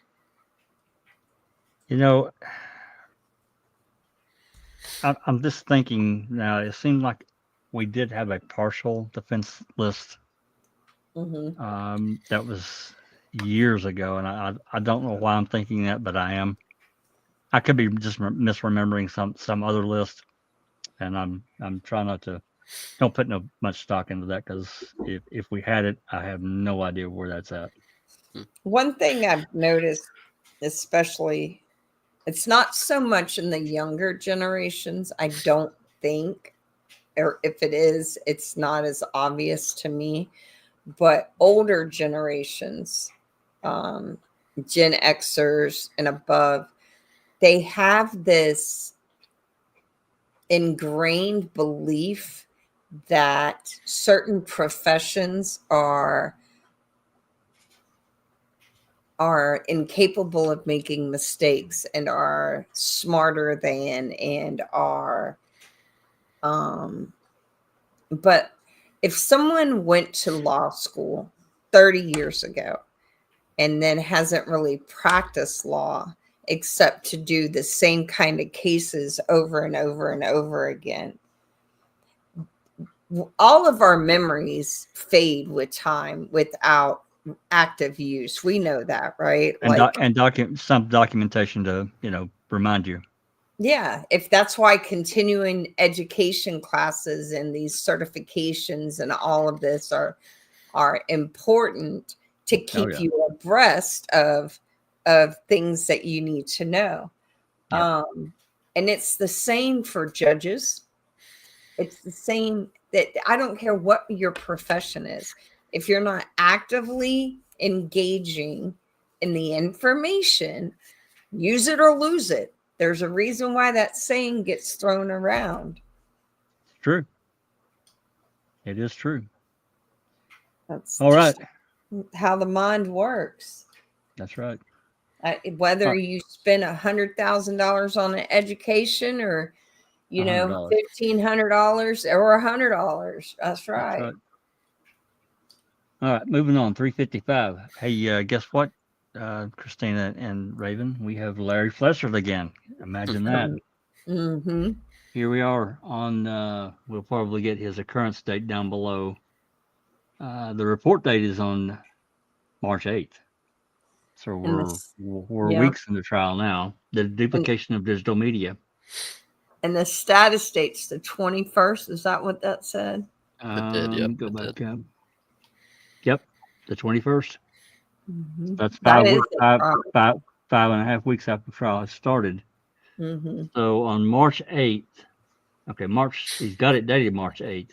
On March 6th, senior electronics technician Fleshert received notice from BCS technician Carla Gildner of the presence of a VAC file on the DOJ X drive.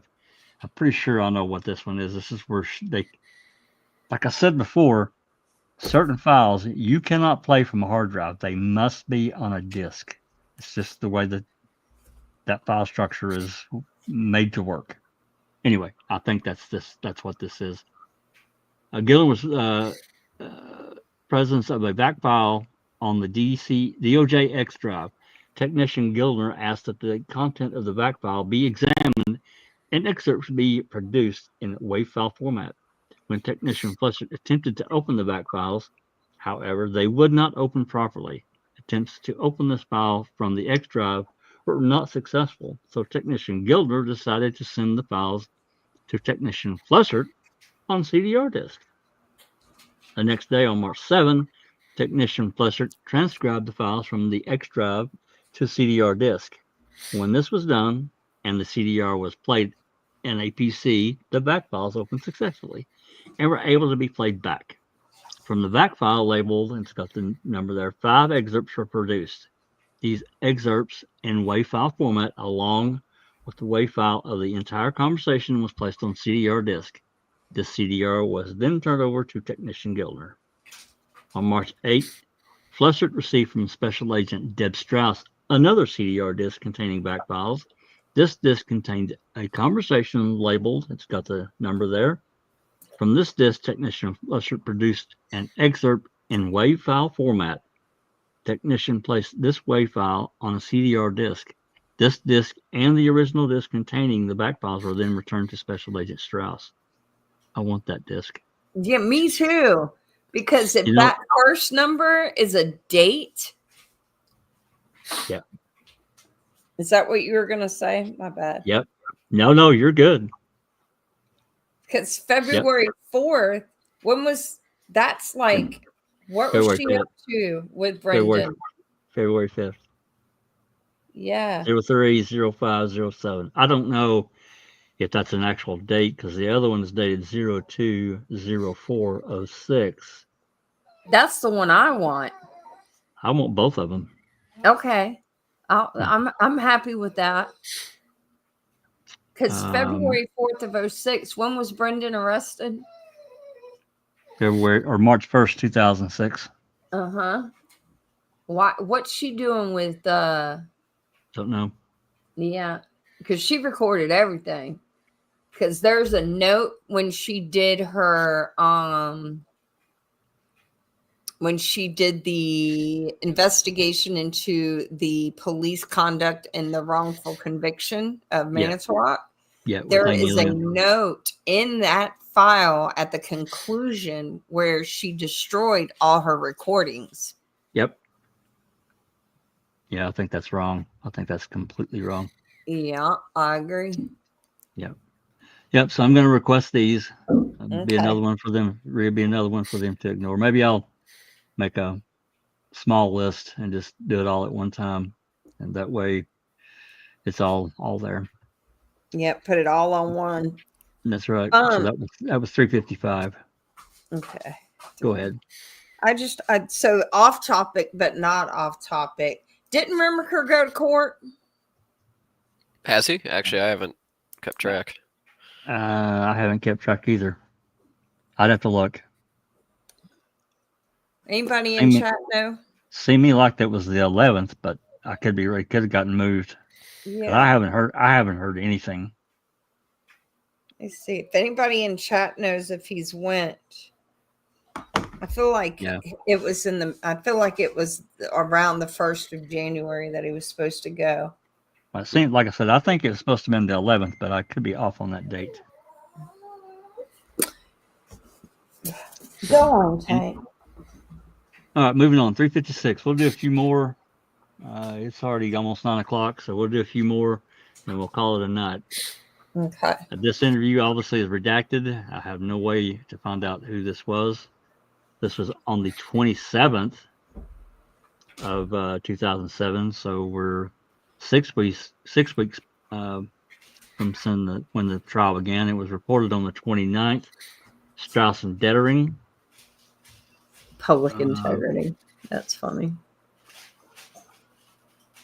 Raven, do you feel like reading any of this? Yeah, I can. I was trying to look. I quickly Googled searched anything about Rimiker and nothing comes up. So I'm assuming nothing has really happened there, but I don't know. So not 100%. All right. On Tuesday, March 27th, 2007, at approximately 9:50 a.m., Special Agent Deborah K. Strauss and Calumet County Investigator John, is it Dietering or Dettering? I think I've always said Dietering. Either way. Okay. Either way. John Dietering interviewed, redacted.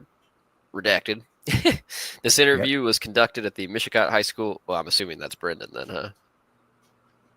No, Brendan's arrested. Brendan's arrested at this point. Oh, you're right. March 20, I wasn't thinking about the date. Interview was conducted at Mishicot High School. So would this be, what's her face, his cousin then? Do you have any idea who this is? Maybe I should start with that question. I don't. No? Okay. They redacted. So in this release, they redacted non-minors as well. Okay. So I'm trying to think anybody else. Teacher, it could be anybody. Trying to think of anybody else at the high school that they would be. Well, it could be Kayla. Sorry, that's who I was trying to think. Kayla. Kayla. Yeah. Could be Marie. Could be. Oh, I guess it could have been Marie. Yeah. One of the counselors. Interesting. No, okay. Well, yeah. I'll keep reading. Maybe there will be some kind of clue in there. This interview was conducted at the Mishicot High School, 660 Washington Street. Where blank is currently a student. That's a very short redaction line, so I don't know. That might give us some kind of a clue. It looks too short to be like Kayla or something. It's she, so that's because it says her father. Okay. So, well, would they redact she? Because they put in her. No, I don't know. So it's got to be a very small name then, like a 3-letter name. Do we know any Mias, any Sams, anything like that? Oh, and she's a student. Okay. But anyways, currently a student, resides with her father at Mishicot, Wisconsin, has a personal cell phone numbers, blah, blah, blah. Currently resides at blah, blah, blah. That's pretty much that. The purpose of this interview was to obtain information blank may have regarding a conversation she had with Brendan Dassey shortly before Dassey was arrested. Well, I take it back because now that redaction's longer where it seems to put her name there. So I don't know. I guess can't say it's a short name after all. Blank provided the following information. Prior to asking Blank any questions, they told the law enforcement officers that she knew what this interview was going to be about. When the officers asked what she was thinking, Blank responded she thought the officers were going to ask her about Brendan Dassey, and specifically, she thought they were going to ask her what kind of person Dassey was and whether or not they thought Dassey had anything to do with the murder of Teresa Halbach. Blank continued and answered her own question. Blank described Dassey as a quiet and nice boy. She stated that once a person got to know Dassey and Dassey became comfortable with them, he was your friend, and Blank was then asked if she thought Dassey had anything to do with the Halbach's murder. Blank responded by saying the only way Dassey would have been involved in this crime would have been if he were forced to be a part of it. Blank was then asked if she could recall Dassey ever threatening her in any way. Blank responded that within 1 week prior to Dassey making his confession to the police, she and Dassey were talking during class. Specifically, she and Dassey were talking about Steve Avery. During the conversation, Dassey asked Blank if she was one of the people who thought Avery was guilty, and Blank responded that she was one of the few people who thought Avery was innocent. Dassey told Blank that she better be careful or she could end up like Teresa. We know who that is. I swear we know. I've heard someone talking about, and I know that line, that she could end up, quote, like Teresa. We know who that is. All right, we'll have to talk about that. Blank said she just chuckled at Dassey's comment because she did not think he was being serious, and Blank was asked if anyone else overheard this conversation, and Blank said they did not. During this time period, Blank said that people were afraid of the Avery and Dassey families, and Blank thought Dassey made this statement in an effort to scare her. When asked, Blank said that Dassey never concerned her, nor did his statement. And blank was asked if she noticed any changes in Dassey's personality around the time he made this statement to her, and blank said she did not. Dassey was always a quiet person, although she said she only had one class with Dassey, and that was whatever class. Even though blank initially met Dassey when she moved to the Michigan area when she was in whatever grade, she never talked to Dassey until the second semester of the 05-06 school year. Specifically, the only time blank ever talked to Dassey was during some class, probably. Blank stated she did not have any other classes with Dassey except for this particular class. Otherwise, most of the Dassey's classes were classes where Dassey could receive special help. Blank was asked if she ever socialized with Dassey outside of the school environment, and she said she did not. Blank said she did socialize with Dassey's brother, Blaine, because Blaine was much more social than Brendan. And during the interview, she was asked who Dassey socialized with, and she responded that Dassey always hung around with his brother, Blaine. One other person who is redacted could not recall, and a boy named Jason. And then blank could not recall Jason's last name, but stated since this time Jason passed away due to health reasons. In blank's opinion, she described Dassey as more of a follower than a leader, and then blank had no additional information, and the interview concluded at 10:10 a.m. Interesting. Hush take. I'm pretty sure we could figure out who that is, because I know for a fact I've heard that quote before, that somebody said to someone else, Marie? "You're gonna wind up like Teresa." Marie? Was it Marie? Was it Marie? Okay. Well, that's just what I'm thinking. I can't remember that for positive. I'm gonna have to look it up after this. Now it's giving me something to look back and check, because I know for a fact I've heard that before. So we could figure out who that was. We could figure that out. Yeah, definitely. Emily. Okay. I think that's who it is. Doc said Emily in the chat. Oh. It could be Emily. Mm-hmm. Actually, yeah. Actually, that's quite a possibility too. That was the girl he was sweet on, right? Yeah. And the famous one, and when he's, I think he mentioned her in the March 1st interview, like, can I call her or something like that, if I recall. Mm-hmm. Yeah. That would explain it probably. I think Doc nailed it. I think it is Emily. Yeah. I've forgotten about her. All right, moving on. I found an article and I put it in the chat. Remaker went to court on December 10th, pled not guilty, and he has a status conference on April 1st. Not guilty. What a dumb, you know what. Mm-hmm. Well, poor guy, he's too dumb to keep a ledger. So, well, sometimes he is. I'm sorry about that. Anyway. All right, let's move on. 357. This is on, the recurrence date was on April 5th. Report date is on April 30th. I'm sorry. Occurrence date was from April. Well, hell, I got the 5th. April 9th through April 20th. Reported on April 30th. This is Deb Strauss. Status date May 2nd. That's. Yep. I'm having I'm having a hard time understanding how. Oh, you were asking about that earlier, weren't you? Yeah. So I'm about 90% sure from everything. I'm doing, like, I don't know if I've mentioned this to you guys. I'm doing criminal justice stuff. Working on a degree towards it, but where you can see above it, report status approved. That's basically just the approved date, like when it was approved by a superior. That's what I think. For what? Dissemination? I guess, like, or just, I don't even know if it's necessarily dissemination, but it's just, you got to keep in mind, with so many officers doing their own thing every single day and all these reports that they have to fill out for what they do every single day, somebody has to read them all, and there's more officers than there are people to read them all in a higher position, like, if you know what I'm saying. So sometimes it takes a couple days for them to get through them, and then that report status date means that's the day that it was looked at and kind of like checked off, like, I saw this. And I don't know if it means anything past that. I don't know if it means, like, it's good to disseminate, but it means that's the day they pretty much did their little check on their computer, like, I saw this and I read it in my position, blah, blah, blah, blah. Yeah. And saying that this work was actually done. Yes. That makes sense. Okay. All right. I can, that makes sense. Yep. Okay. This is a Dassey interview and telephone transcripts. So what do you want to do with your degree? I mean, actually, the eventual long-term goal is homicide. I've always been interested in, I mean, that's why I'm here. But Okay, yeah, awesome.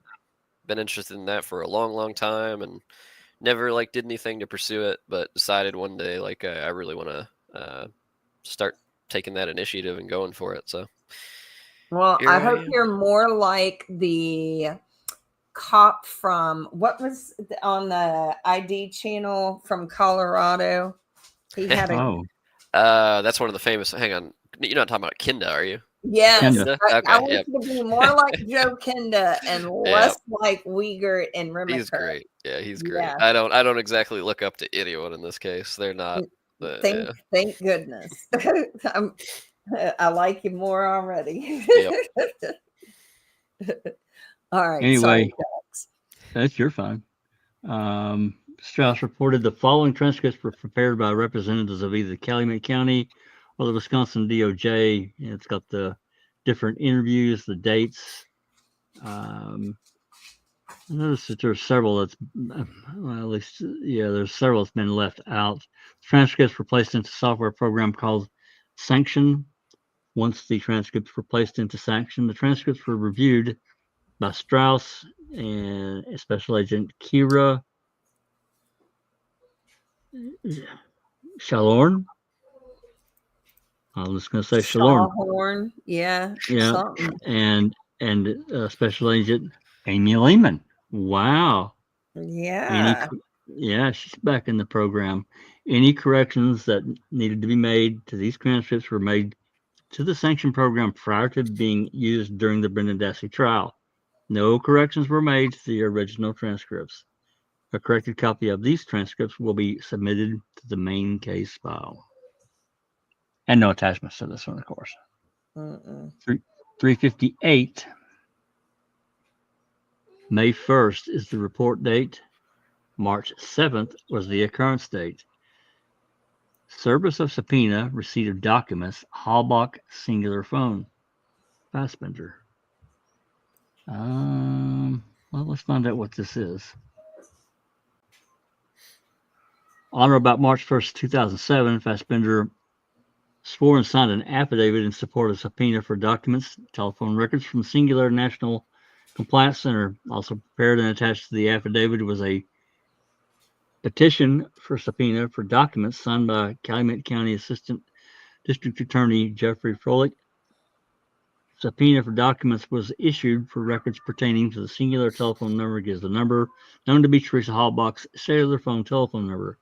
Subpoena requested the subscriber information as well as a detailed records to include any and all outgoing calls from an incoming calls to the aforementioned telephone number.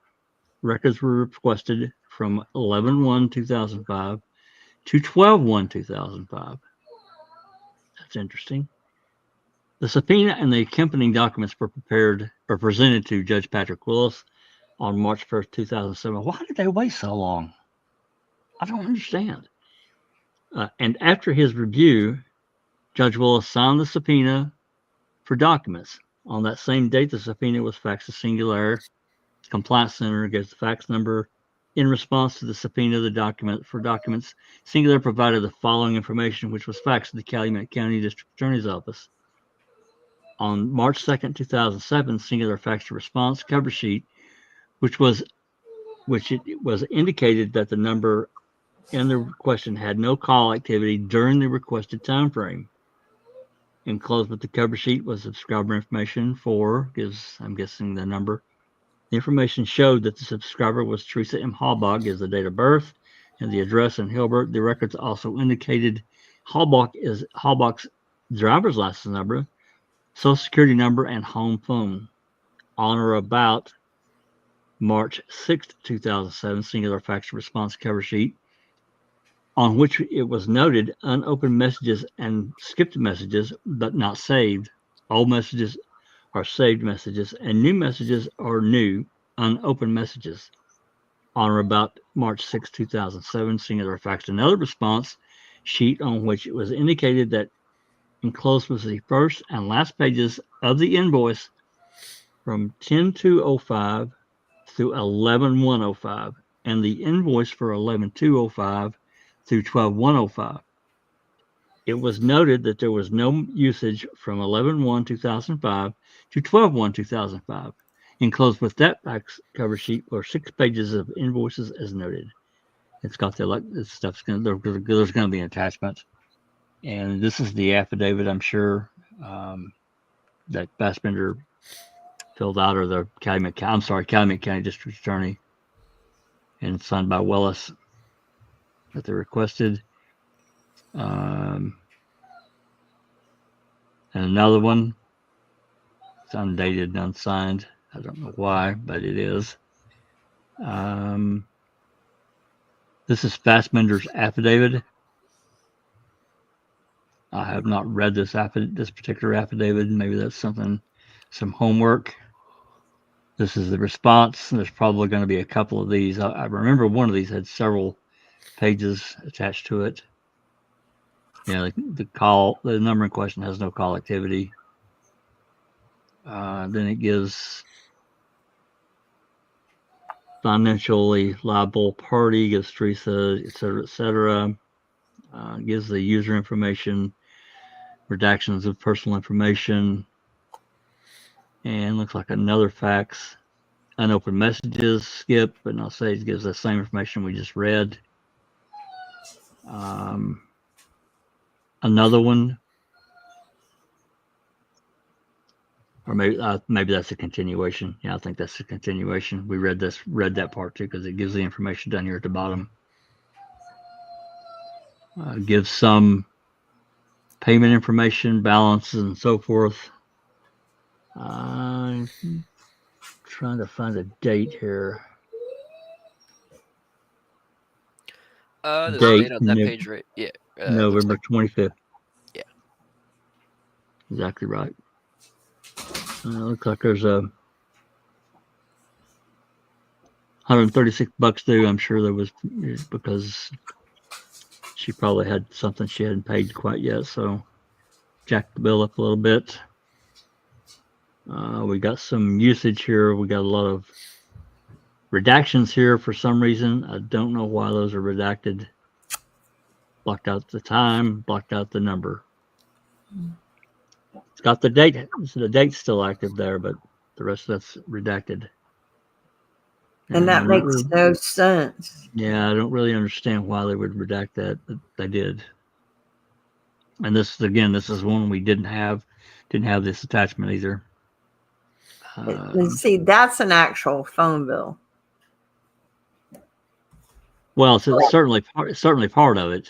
I think there's typically more with some detailed stuff. I can't remember exactly how my singular bill was, but it was typically several pages, depending on my usage. Got a previous balance. Looks like some more charges there, et cetera. And I'm looking for this says billing cycle 11/1/05 to 12/1/05. The bill includes a past due balance. Of course it did. They haven't taken care of that yet. And then they've got a lot of information here that anybody wants to read that, they're certainly willing to. You can go ahead and read that. I'm not going to. 20-year-old how-to stuff, yeah. Yeah, pretty much. Yeah, some more billing your cycle. Motorola Razr is flipped open in the. There you go. Upright in lock position. Yep. This looks like a billing cycle of 11. I can't hardly read that. 11/2, maybe, or 3. It looks like a 2. It should be. Yeah, to 12/1/05. This gives more of a breakdown. It looks like.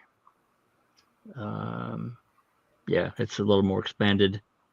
Gives some services and so forth and so on. That looks kind of like more like what I remember seeing. Some more breakdown of the bill as well. That's it. I remember one was pretty long.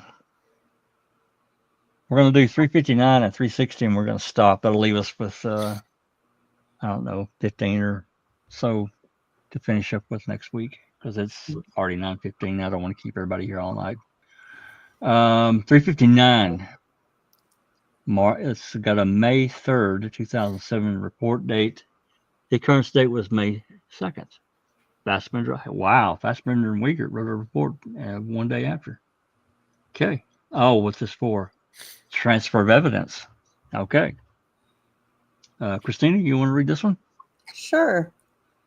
On Wednesday, May 2nd, 2007, Special Agent Thomas J. Fassbender transferred evidence designated under property receipt number D-2602-1 to investigator Mark Wiegert of the Calumet County Sheriff's Department.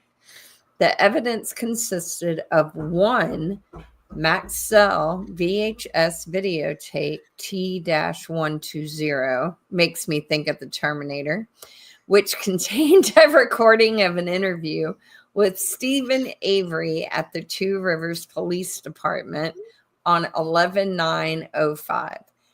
This was the original tape received from the Two Rivers Police Department. Upon transferring the evidence, Fassbender signed the property receipt indicating the release of the item, and investigator Wiegert signed indicating receipt of the item. It should be noted that this should be considered the final disposition of this evidence.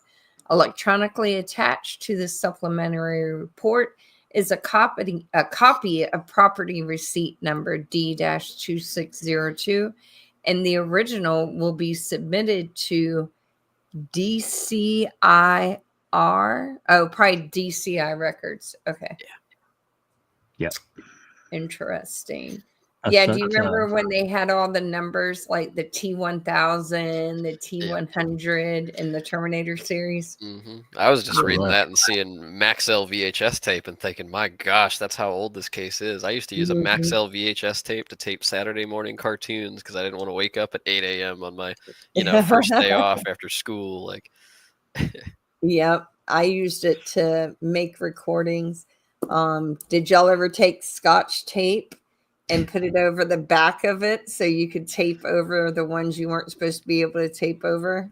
Oh, I never knew about that hack. No, I never knew Oh, about that. yeah, sure. You could do it with cassette tapes too if the recording tab thing had been broke up. Interesting.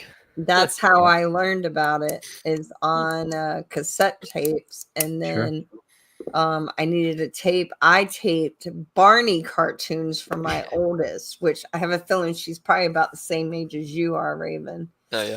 Yeah. Were you born like 92-ish? God, you got it right on the money. Yeah. Yep. Yeah, you missed a whole generation of going from 45s and 33 albums. Of course, those vinyl was the thing and has come back, and then that going from that to cassette tapes. I mean, a lot of people had reel to reel. We never had one, but cassette players, cassette tapes, and then going from that to CDs and DVDs. DVDs. It was a crazy time, man. It was crazy. I had a few cassettes in my days too. I tend to recall at least one Backstreet Boys cassette. Sure. And I'm a little ashamed I had, but no. Like I had about 80 8-tracks. Yep. Mm-hmm.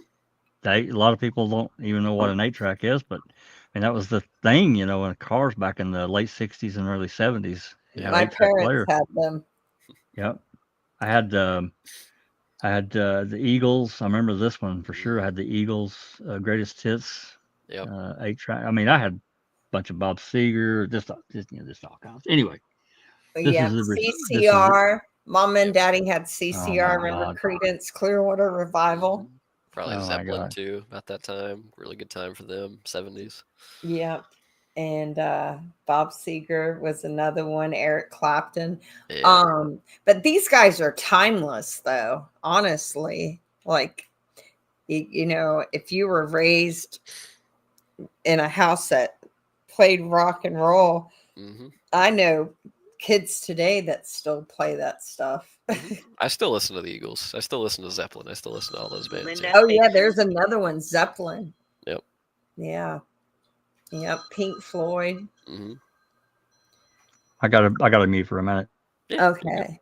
I think his food's here. Interview with Stephen. Oh, this is the receipt for that tape. Yeah.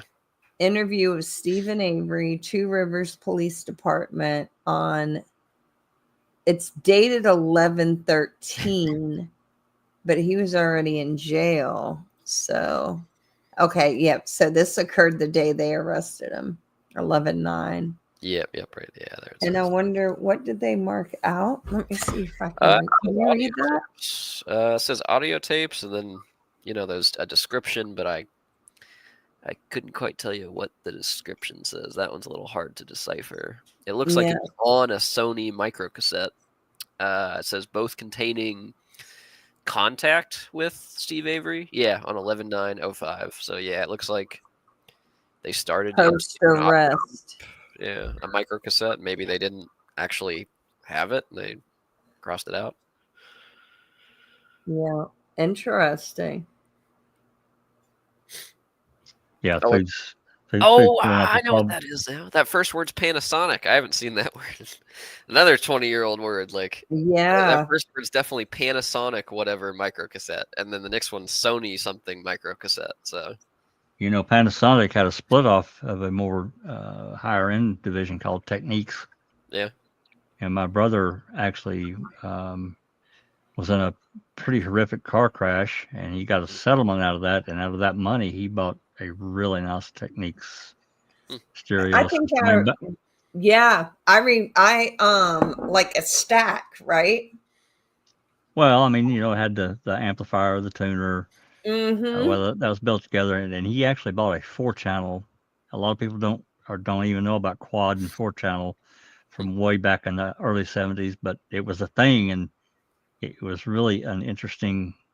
Anyway, I bought that turntable, a dual Techniques cassette player, had 2 sides. You could record one tape, play one tape, record it on the other, whatever. Record another one. I remember the first time Mama and Daddy got me one of them. He also had bought some really badass speakers as well out of that. It was pretty fantastic, actually. I used to make copies of tapes and sell them at school. I never did that. We did make copies, but I was gonna say that was probably like y'all's version of the next generation, me burning CDs and handing them out to friends at school or on the bus. Yeah. Napster. You remember Napster too, don't you, Raven? Oh yeah. I remember Napster came out like 2001-ish, somewhere around then. Something like that. It's around that time frame. And then of course I had LimeWire to get all my stuff. Actually, I had LimeWire and I had another one called I think it was like MP3 Rocket or something. I had a whole bunch of stuff. Yeah, there was a bunch of them out there, man. It's crazy. Anyway, all right. This is of course the attachment. The document was attached to that last report. A lot of activity on that. Look at all this. A lot of sign outs and ends. All right, last one for the night. 360. This was on the report date. We'll see when Larry actually did it. He reported it on May 4th. Approved record status on the 21st of May 2007. April 4th, a month earlier.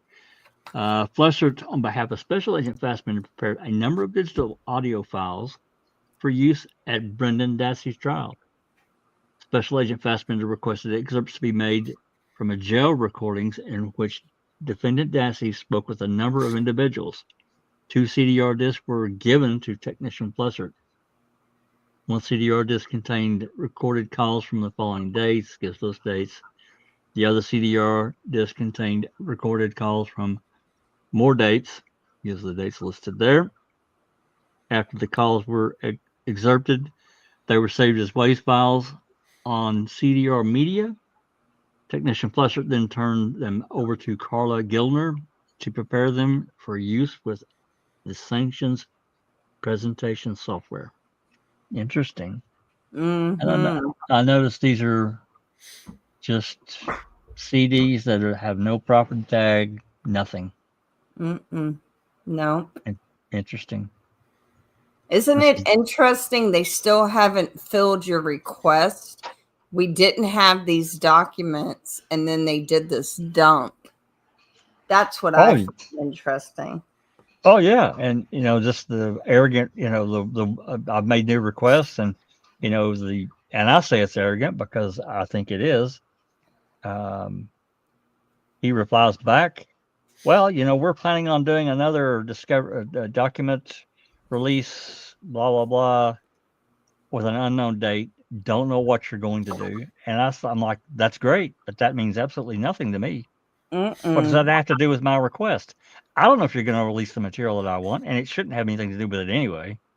No. Uh, And my request is precedes your decision to do a dump. And yeah. even if you do a mass dump, that doesn't hinder you from fulfilling individual requests as they come in. That's like right. there's no document. I don't believe there's anything in the statute that says we can circumvent No, individual requests by no, making a public availability to a file that doesn't fulfill their request. there's not. Mm-mm. There's not. They're just doing it because they can. Mm-hmm. And I think, my opinion, I think it's wrong if it's an abuse of that position. But, unless I take them to court, there's really not a whole lot I can do about it. Mm-mm. That's just the fact. Anyway, we're going to stop at 361 there. We'll pick that up. Like I said, that's going to leave us probably 15, 20 to get through, and a lot of them are short. So we should be able to finish out next week. It's went a little longer than I expected, but I don't want to spend all night talking about these. A lot of them have been available for years. So, yeah. So anyway, final thoughts and comments, I guess, are what I'm looking for. Raven, anything you want to add? No, just interesting stuff. I think there was one earlier, one of those reports that I would have liked to know where they got the information to talk to that one girl. I think it was Sheila Berry or something like that. The one that Stokes talked to, the investigator for Buting and Strang. It piqued my interest because a lot of people they hammer the detectives for like zoning in on just one target and not like picking up other leads. But if there was some way to confirm that they actually, got some kind of a tip about her and then went out and talked to her. And she was in Richmond, Virginia for all this. So this was just like somebody talking about perhaps seeing Teresa Halbach. But if they actually took that tip, legitly and investigated it like they probably should and talked to her. And according to the report, that's when she mentioned, "Oh, you guys are here? I just talked to somebody." And she's like, "I just talked to this guy." And they're like, "Who's that?" Stokes. And then that's when they called Stokes, and he was like, "How did you get my information?" We're like, "Oh, because we talked to this person." And she said she talked to you. Who are you? And then of course he explains like, "I'm an investigator for Buting and Strang." As long as there was nothing, nefarious about that, it just seems like they were doing their job. They followed a tip, they talked to her, and then that's how they came into contact with each other with that investigator for the defense attorneys. And to their credit, I mean, that would at least show that they were doing their job. They were checking on leads, even ones that don't seem very credible, like seeing Teresa in Richmond, Virginia, of all places. That doesn't seem like a very reliable source, but it seems like they investigated it. Yeah, that doesn't seem credible at all. I mean, yeah, it's just very random of Yeah. like all that. But like I say, if it turns out that they just literally got a tip and they investigated it, I'd say a little bit of credit to them for at least checking other avenues, And this is why having discussions, including with people who don't necessarily align with your view, are so beneficial. Because I never would have looked at it through that lens. And I'm glad that you shared that. Yeah, that's interesting. That's why I like what y'all are doing here, and that's why I like to pop in when I can. Yeah. Yeah, I mean, it's good to get more views on the table. The issue has been, I mean, literally, Raven, I don't know how long you've been involved in any of this, but the issue has been civility. One side or the other starts some kind of whatever because they get angry because one side doesn't believe the other side. So, you get called a name. Yep. That temperature goes up, then that Yep. other person calls that person name, temperature, and then all of a sudden you're not talking about what you were talking about anymore. You're calling each other names, and that Yep. I'm not interested in that. And I know Yep. you're not either. So Well, I mean, both sides do it, and I'm not going to pretend here like I've done it before. Like I've gotten into sure, with people that really just push my numbers, push my buttons, and I kind of like give it back to them, or right. So I mean, I'm not going to pretend like I'm a saint either, but yeah, I try to when I can, and you guys are very good about that. So that's why I like and enjoy discussing it and stuff with you guys. Well, I'm guilty of it too, especially in the beginning. I got my buttons pushed, and I finally learned my lesson. It took a while. Just stop engaging in that. Keep it about what you're talking about. Don't get angry. Step away from the keyboard. Do something else for a minute. Cool off. Go back. Yeah, because I don't know about y'all, but I do not do my best thinking when I'm, when I'm in the midst of a name calling fest. No one does. You can't think clearly. You can't. Mm-mm. Okay. Sure. All right. We're at 9:30, so I want to ease us out the door. Want to thank everybody. Raven, certainly, Sunshine Christina, everybody in the live chat. It's been a good discussion. Again, there's been, let me pop this on the screen here while I'm rummaging my mouth. Another rent photo, one of the newer ones that we got. Keep asking questions. Keep doing your own thing. Do your own research. There is a mountain of paperwork and documentation in the library. There's a ton of video from the state that's in the YouTube library. Do your own thing. You don't have to believe what I say or Christina says or anyone else. We're not expecting anyone to necessarily believe. We're just presenting what we've found and our opinion, and sometimes speculation too, because that's kind of all we're left with. Anyway, I think we did have one question I think I caught, and I think it's been answered actually. No, it hasn't. Let me pop this on right quick. Has anyone heard from the Halbachs about the Avery appeal being denied? No, they're very quiet. We don't hear anything from them, and I understand it. It became a real thing for them, and I'm sure for them, keeping their head down away from social media or media of any kind is probably a family decision, and in many ways, I can't blame them. Yeah. Really. Right. I'm sure they have someone in a legal position who kind of watches the stuff for the case, and should anything, not dramatic, but like anything huge happen, would alert them. But sure. Yeah, no. For most of the kind of stuff that is still occurring now, I doubt it. Yeah.